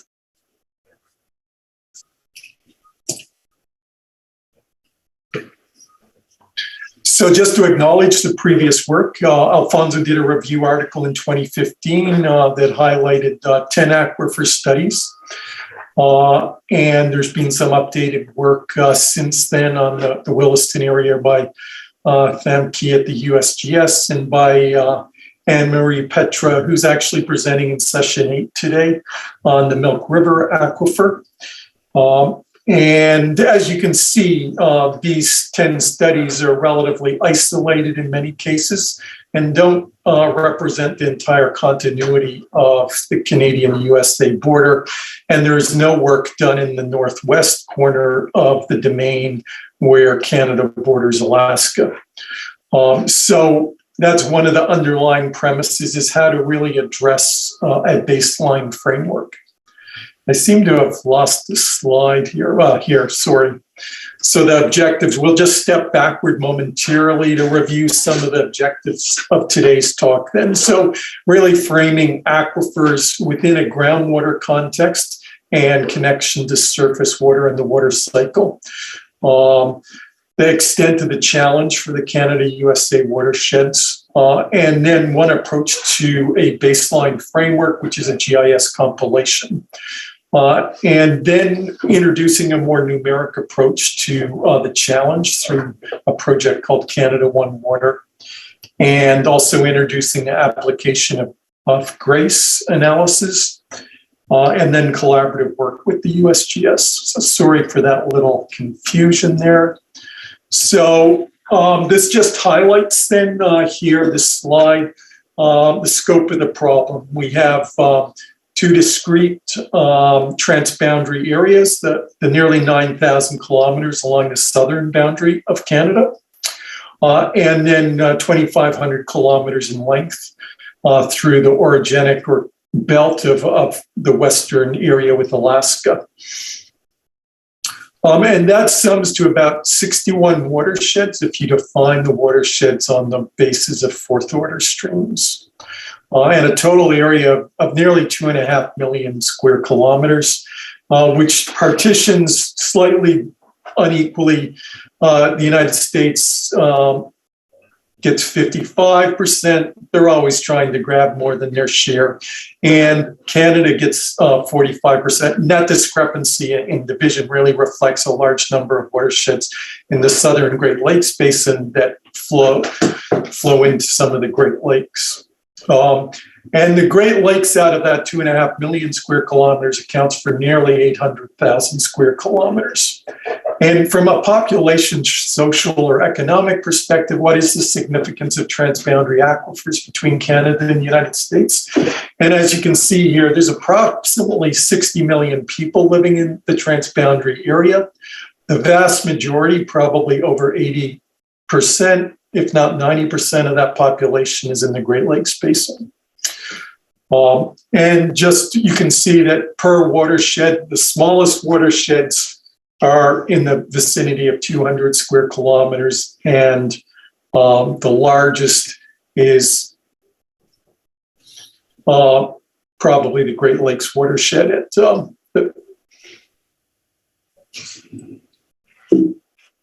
And one final point on this slide is just to acknowledge that we recognize that while we're operating and defining entities here on a watershed basis, aquifers may well extend beyond the confines of the watershed, and the little inset graphic illustrates the Milk River's extent beyond the Milk River watershed basin.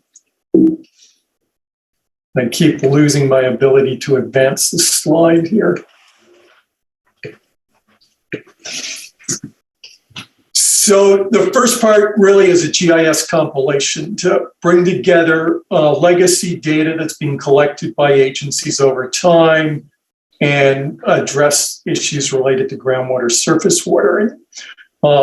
We've started that in June of 2021, and this just highlights initial thoughts on data compilation. So looking at geology, of course, soils and land cover, vegetation cover, groundwater usage, so addressing that through water well records that are in the public domain.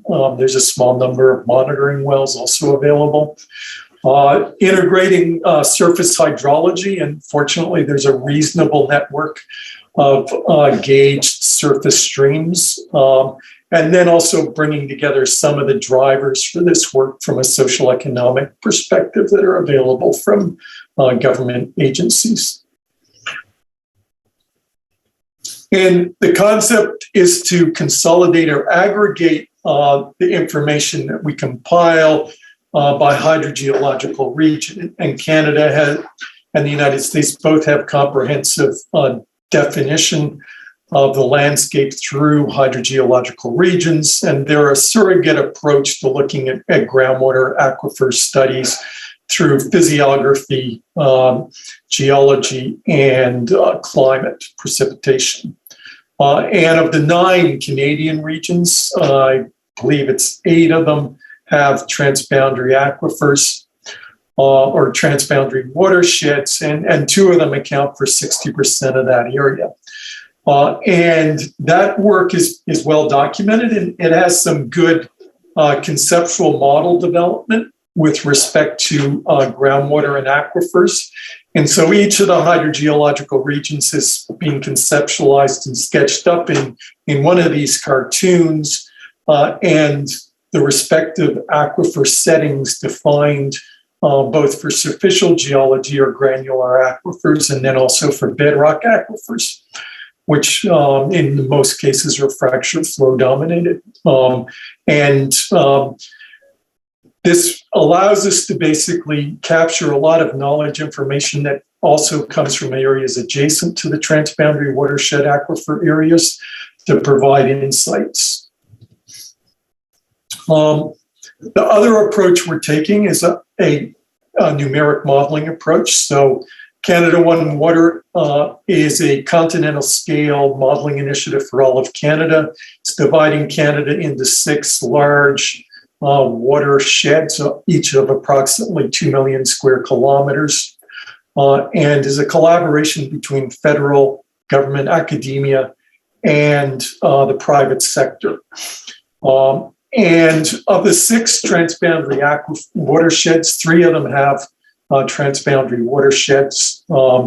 And the modeling initiative within these large continental scale watersheds is occurring at the 4th order streams, which is similar to how the geomatics or GIS compilation is addressing transboundary watersheds. And because of the modeling regime we're using, we're defining the model domain based on natural watershed boundaries. So that naturally led to our inclusion of watersheds extending into the United States. And that equals about 1 million square kilometers of the total model domain. And this just highlights the approach Canada One Water is taking then to modeling the groundwater surface water system. It's a 3-component system that's using land surface modeling, so the community land model, at a 5-kilometer resolution to really address near surface issues in the energy budget to feed into WRF for regional climate modeling. And we're downscaling global climate models to a regional resolution at 12.5 kilometers and integrating large lakes and a number of features that aren't commonly available through those more continental scale modeling initiatives. And that then supports, both of those support the groundwater surface water modeling, which is occurring in hydrogeosphere. And will discretize the stream network at about 1 kilometer, and the hinterland areas will have a coarser discretization up to 5 kilometers. And the graphic on the right there, that just the animation highlights the transformation from surface water to groundwater and breakthrough down to the groundwater table. So why do we have any confidence that we can actually complete this work at a national scale? And we've done this in Southern Ontario. But, I will have to admit that it's a significantly smaller scale, 80,000 square kilometers versus the large watersheds we're working at. But nevertheless, we consolidated all of the well data into a stratigraphic model, 3-dimensional geological model of nearly 60 layers. And then we resampled that into a hydrostratigraphic model of 17 layers. And that was all brought into hydrogeosphere, where we modeled the groundwater surface water interaction for all of Southern Ontario. And particularly with an interest in addressing the contribution of groundwater to the Great Lakes versus streams versus direct shoreline discharge versus sub-bottom lake discharge. And that work is just getting written up as we speak. And that model, the veracity of that model is being shown to be relatively good. It's being adopted by the province of Ontario and is being used for individual watershed studies at 7,000 square kilometers. Another aspect alluded to is GRACE. And of course, GRACE has a very large footprint. And the graphic on the left just highlights, for anyone not familiar with GRACE, how it works. It's a gravity satellite. Actually has 2 units that operate in tandem, and the measurement is affected. The distance between the satellites and the distance above the Earth's surface is affected by mass in the Earth and changes in that mass over time. And in Southern Ontario, we're integrating that analysis with an analysis of the hydrogeosphere model and to provide collaboration in both directions in terms of the water modeling. And the graph, and the time series graph in the lower right, is from HGS. It just highlights the three components then of what we were looking at, that sum to represent the GRACE signal, groundwater, surface water, and also snow. And the next slide will just show you how the HGS signal integrates and compares with the GRACE signal. So here's the GRACE signal, and we're using an analysis by John Crowley at the Surveyor General branch. And the top slide or top graph here highlights the solution by John Crowley and the HGS model in blue, and the very good amplitude and timing comparison between the two. Unfortunately, we only had climatic data to run HGS up until 2018. So the GRACE follow-on, we don't have any analysis. And then just 2 more minutes, okay? Okay. Then a comparison in the bottom slide with more traditional solutions from JPL. The nice thing about John Crowley's analysis is it's based on watersheds, and we're able to separate quite discreetly the Great Lakes signal from the terrestrial signal. And then we have a collaborative project with the USGS looking at the entire Great Lakes Basin and integrated groundwater surface water modeling. That's particularly interested in the role of groundwater and surface water and algal blooms in some of the Great Lakes and the toxicity of that on aquatic life.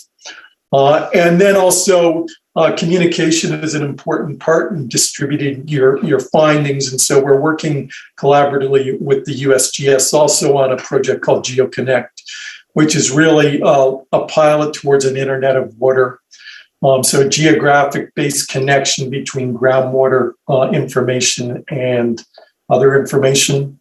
And so that brings me to our summary slide then. So a baseline GIS data framework for transboundary regions, a fully physically based coupled model with monthly historic modeling and climate change forward modeling, the GRACE analysis, and then a coordinated collaboration for the Great Lakes with the USGS. And thank you very much. Thank you, Jason, on providing us an insight into this quite challenging modeling efforts, but very, very interesting and useful. I'd like to hear a bit more later on how you would use this kind of information for your management purposes. But we need to move on for now. We have had the 5 talks of presidential talks, and we'll go on towards a short pitch, recorded pitch by Clive Camacho on the trend analysis applied to the Guarani Aquifer in Latin America on its water storage variability using satellite and ground-based observations.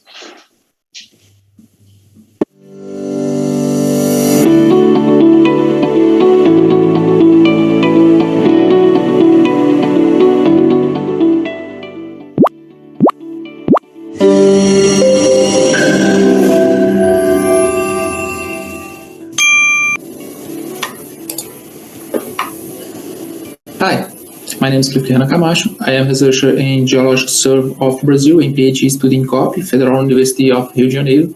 And today I'm here to speak about trend analysis applied to the Guarani Aquifer water storage variability using satellite and ground-based observation. This work was done with Dr. Augusto Chechano from NASA, Professor Dr. Otto Rutuno Filho from Federal University of Rio de Janeiro, and Dr. Maria Antonieta Mourão from Geological Survey of Brazil too. Study area and data. Study area is Guarani Aquifers and peak aquifer in Brazil, Paraguay, Argentina, and Uruguay. Okay, and we used 39 wells in HIMAS network. HIMAS is integrated groundwater monitoring network from Geological Survey of Brazil. This had dot here is wells. Okay, in a charge zone of the aquifer. We using 2 GRACE data, 2 TWS. L6V2 data from University of Texas, and GPM data from NASA, final data. Okay. The objective of this study is to integrate HIMAS, GRACE, and GPM rainfall data to characterize the Guarani spatial-temporal groundwater level variability.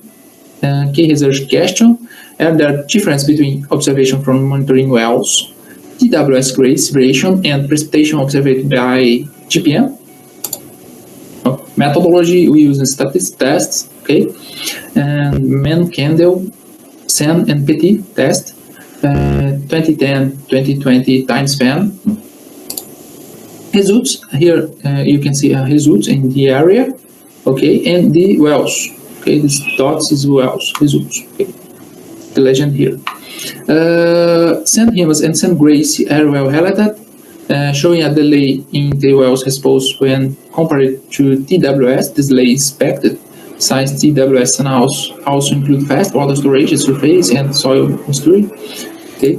Petit results show TWS is continuing in 2010 over central part of the aquifer, this area here. Okay.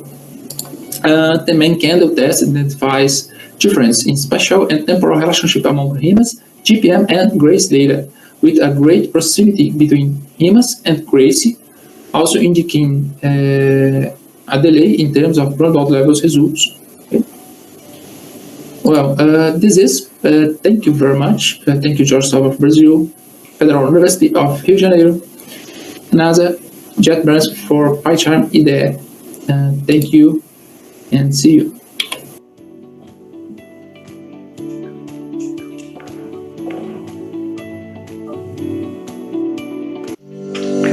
Yes. Thank you, Clivic, for that pitch on GRACE versus groundwater level and other data to understand their correlations for the Guarani aquifer. We move on to the pitch by Andres Mira on a revision of the geological model of the same Guarani aquifer system in the Corrientes province in Argentina. So now looking at it from the Argentinian side.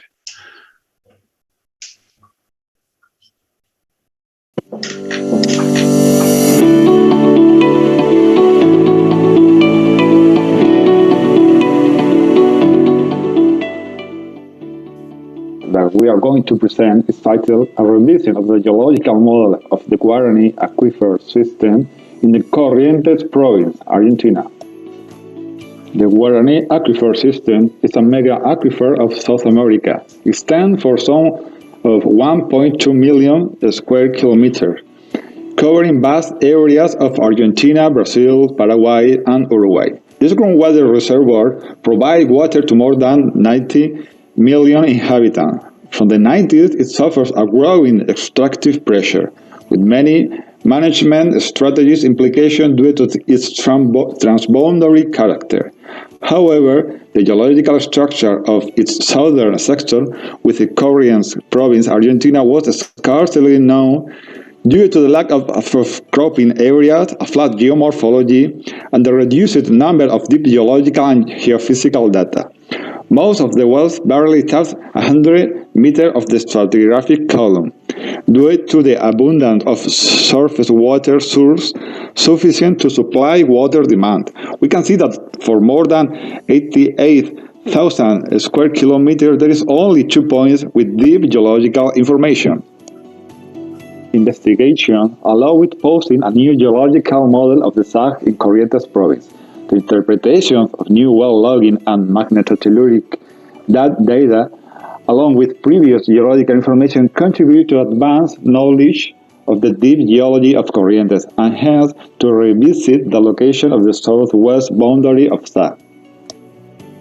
Joining all the previous information available, gravimetric data, all segment profile, and this new information generated, we are able to build a new unified geological model of Corrientes. This model has single layer basement, the preserved mainly Paleozoic and lower Mesozoic sediment, the SAG sandstone, the several layered basalt, and finally the recent sediment.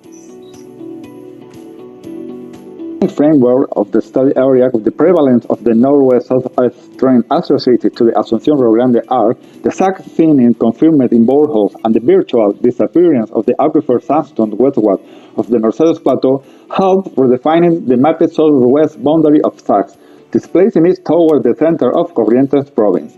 The boundary displacement supposed a 6.4% reduction of the currently accepted surface area of the sack.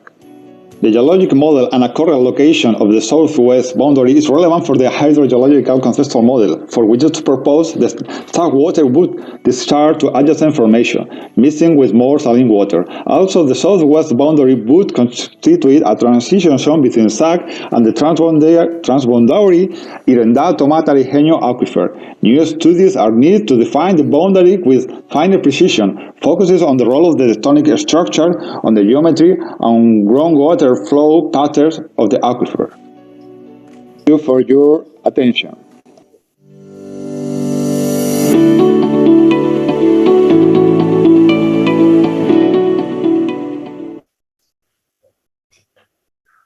Okay, thank you very much also for that pitch, Andres and colleagues. And this brings us to the end of the presentations, not to the end of the session, because we have now time for about 20 minutes, I would say, definitely.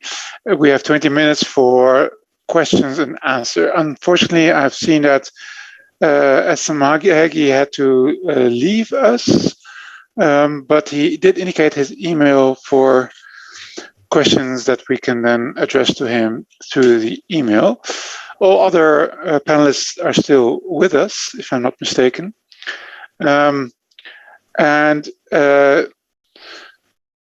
Yes, indeed, there are some questions in the chat. I have seen that they are mostly for SM Hegi, actually, who is not with us now at this moment.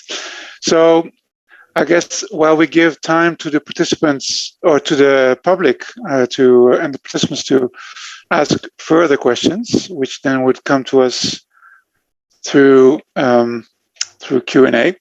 I have a few questions, but I could first see if any of the panelists have questions for each other that were not written down. So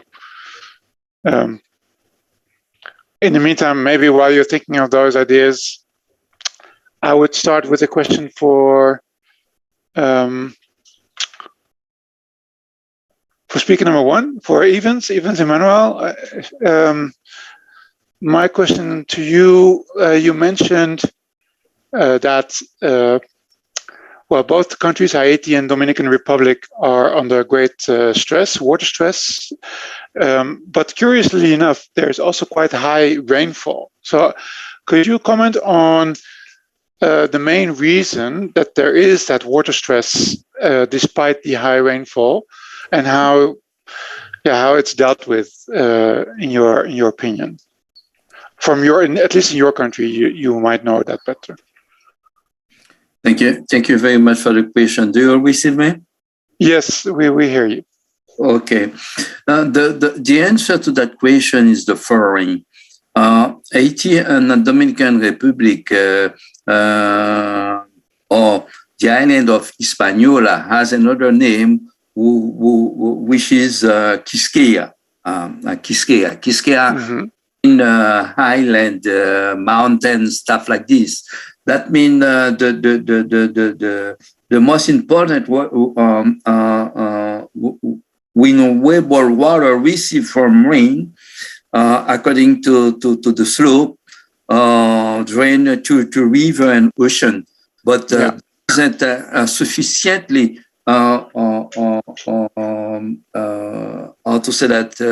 infrastructure to retain water in order to facilitate regulation during the dry season and during the winning season. So there is an inputted volume of water with drew directly to surface water resources back to the ocean. This is for that. This is one of the reasons, Yeah, it's typical for islands, of course, that happens. That you have quick runoff, even subsurface runoff. And the second question, or my second component of the question was how you think that is being dealt with in terms of management. So yeah, there's not much infrastructure, which is understandable. Groundwater abstractions, are they increasing to your knowledge? So I know that in Dominican Republic there are some institutions and some decades of water resources management. But in case of Haiti, we have had two important cooperation programs. The first one with OAS during the decade 1960 or 1965, something like this. And the second one with the Department of Economical and Social Affairs of United Nations from 1980 to 1991. In both programs, the important conclusion was to the state of the government to create an agency of management of water resources. But until the country that doesn't have this, but before the assassination of the president, the last president, Jovenel Moïse, the government took a decree on the creation of the National Institute of Water Resources Management. So it still stays on the paper. The lay exists, but the institution physically do not exist yet. But we expect to have it in the future, with the possibility to propose to develop some.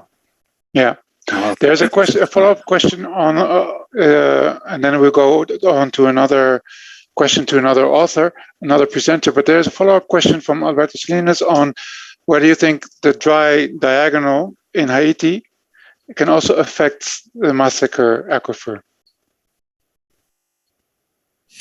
Okay. The question in Massacre Aquifer, there is a lack of knowledge to conclude on the different effects observed. In both parts, there are important push of salinity. So from the plain, from the coastal area to the mountain. So we don't know if during a wind season, if there are some work which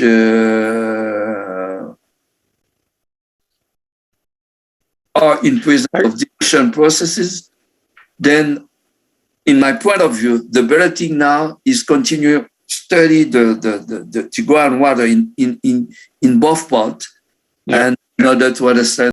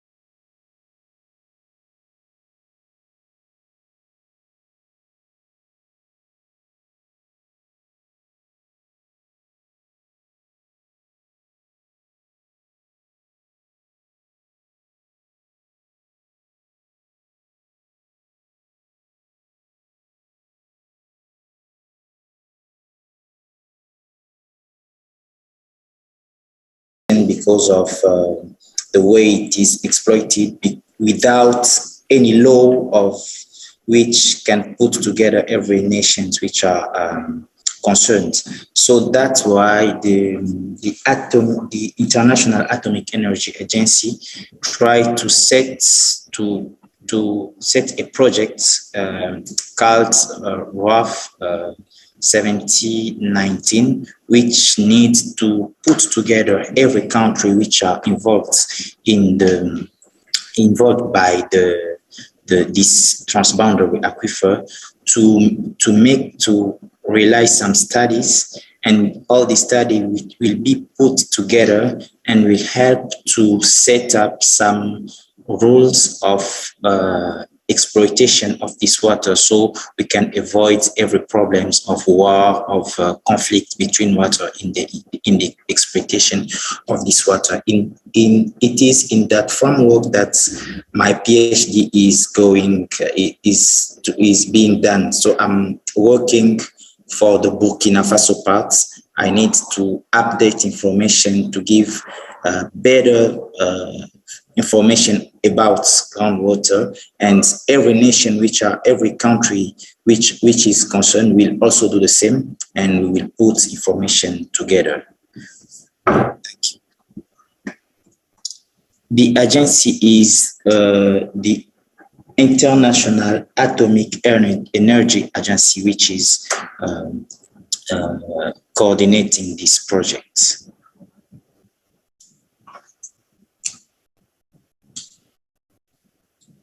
Thank you. Thank you. Yes, I was muted for a second. I had a follow-up question for you on your values that you calculated, what you call stock variation, right? I guess it's the same as groundwater recharge. How sensitive are those values to your specific yield estimations, and how did you deal with that? Because specific yield or effective porosity as equivalent is quite a difficult parameter to obtain. So that was my question. Okay, thank you.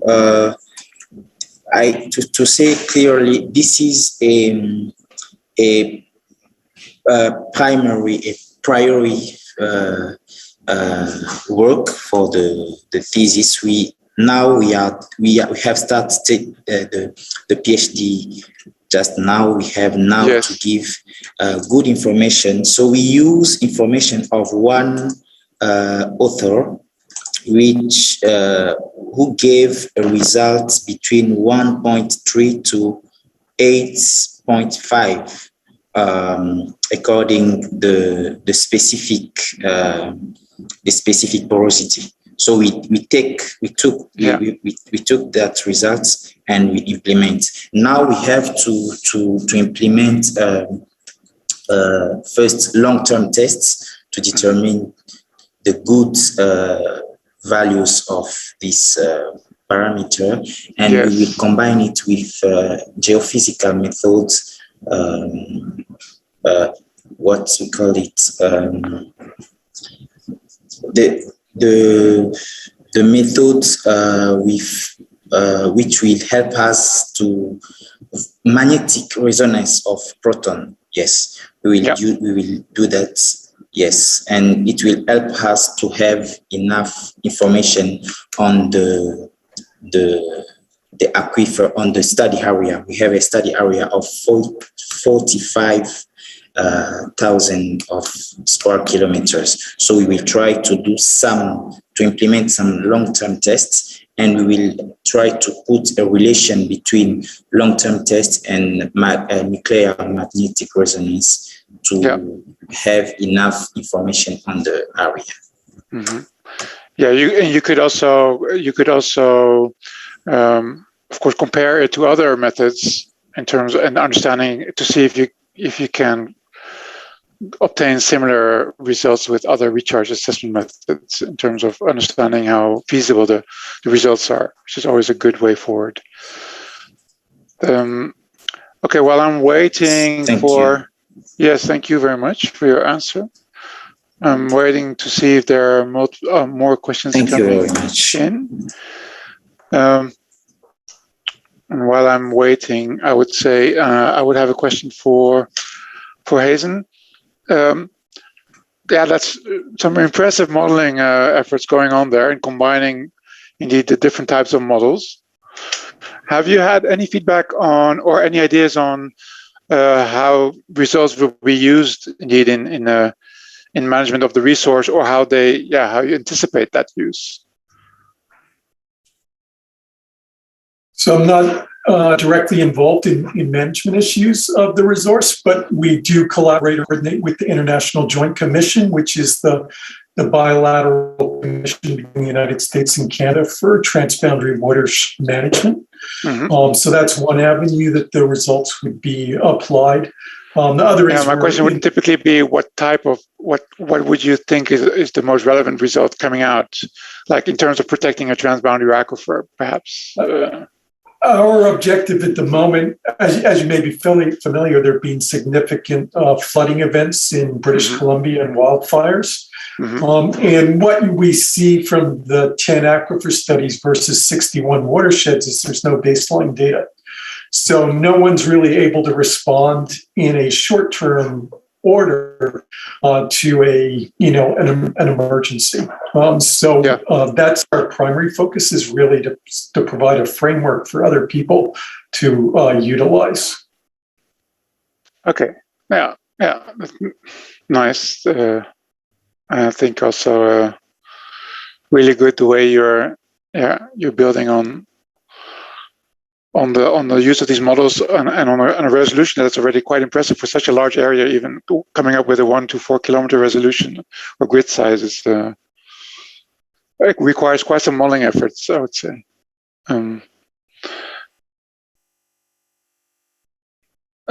You're muted though, Aizen, if you're still replying. We're in the first year of the Canada One Water Initiative, so yes. Hopefully in the future I can actually report on the success of the initiative. Thank you. Looking forward to that. Yes. Let's see. I don't see any open questions. Any questions from panelists to each other, or to the quick to the pitches by Klavik and Andres? I think you both with us. Yeah. I was. Of course, the pitches were short, but maybe Klavik, you could say something about what you mentioned as the delay in the groundwater levels as compared to what you found in the GRACE storage changes. How would you explain those? Thank you for your question. But this delay is because this GRACE showed the fresh water and surface water and soil maturity. And this delay is because the vertical traffic for the water from the surface to the aquifer. And in these areas, maybe 6 months and delay. Yeah, 6 months? Yes. And were you satisfied with let's say, with the relative changes seen in both methods? So did they correspond quite well? So you have the delay, the time lag, but in terms of the response itself, how did you think they were comparing? Because of course one is point observations and the other is much more spatially averaged, so it might sometimes be difficult to compare. Yes, it's difficult to compare, but we use an average in this area, and our wells and our pixels in GRACE data, and we apply a simple operation in these two layers. Yeah. Okay. Okay. Thank you. Meanwhile, a question has appeared. I'm not sure if that is a general question to all panelists or specifically to one. The question is on which within the countries, what is the role of the ministries of foreign affairs? Okay, I guess your question, and that could be, any of the panelists can respond to that where relevant. So in a water agreement, the question is, what is the role of the ministries of foreign affairs in in reaching that agreement. Anyone want to answer on that? Yeah, I can do that. Constanza, yes. Yeah. Well, in the case of Chile and their neighbor countries, the Ministry of Foreign Affairs is the one that it has the mission to study and also to move forward to management of the transboundary waters, not only groundwater, but also superficial. The thing is that all of the other environmental agencies sometimes do not know that is the mission of the Ministry of Foreign Affairs. But they are the ones that are trying to interconnect all the national agencies and also to have the communication with the neighbors countries. That is the case of Chile, at least. Thank you. Yes, and I guess indeed across countries it may be different, but it's nice to hear the situation in Chile. To be honest, I'm not really sure how it is in the Netherlands. We have some shared groundwater bodies with Belgium and with Germany. There are no agreements there. So also there, in that sense, as there have been no agreements. Of course, on the Rhine River, there are clear agreements, and on the Meuse Rivers, Transboundary River agreements, and there the Ministry of Foreign Affairs definitely plays a role, though I'm not familiar to the extent of the role. Okay. Other questions? I see no questions appearing in the chat or in the question and answers. Of course, you also know that you can write to the authors. You are free to, and definitely encouraged to submit your questions to authors through email, especially in this case to the panelists, to Essam Hagi, who had to leave us, unfortunately, but to all of them, and maybe find out if there are interactions possible or interesting for your work. So to those who are attending, to the panelists, to speakers, and to the public, I would say thank you very much for your participation in this session, and looking forward to the upcoming sessions. Or was this already almost the last session? No, maybe Rita knows. Anyway, so looking forward to meeting you somewhere, someplace, and wishing you a good day, whether it's the morning, afternoon, or evening. Thank you very much. Thank you. Bye-bye. Thank you. Thank you, everyone. Thank you very much. Bye-bye, everyone. Session.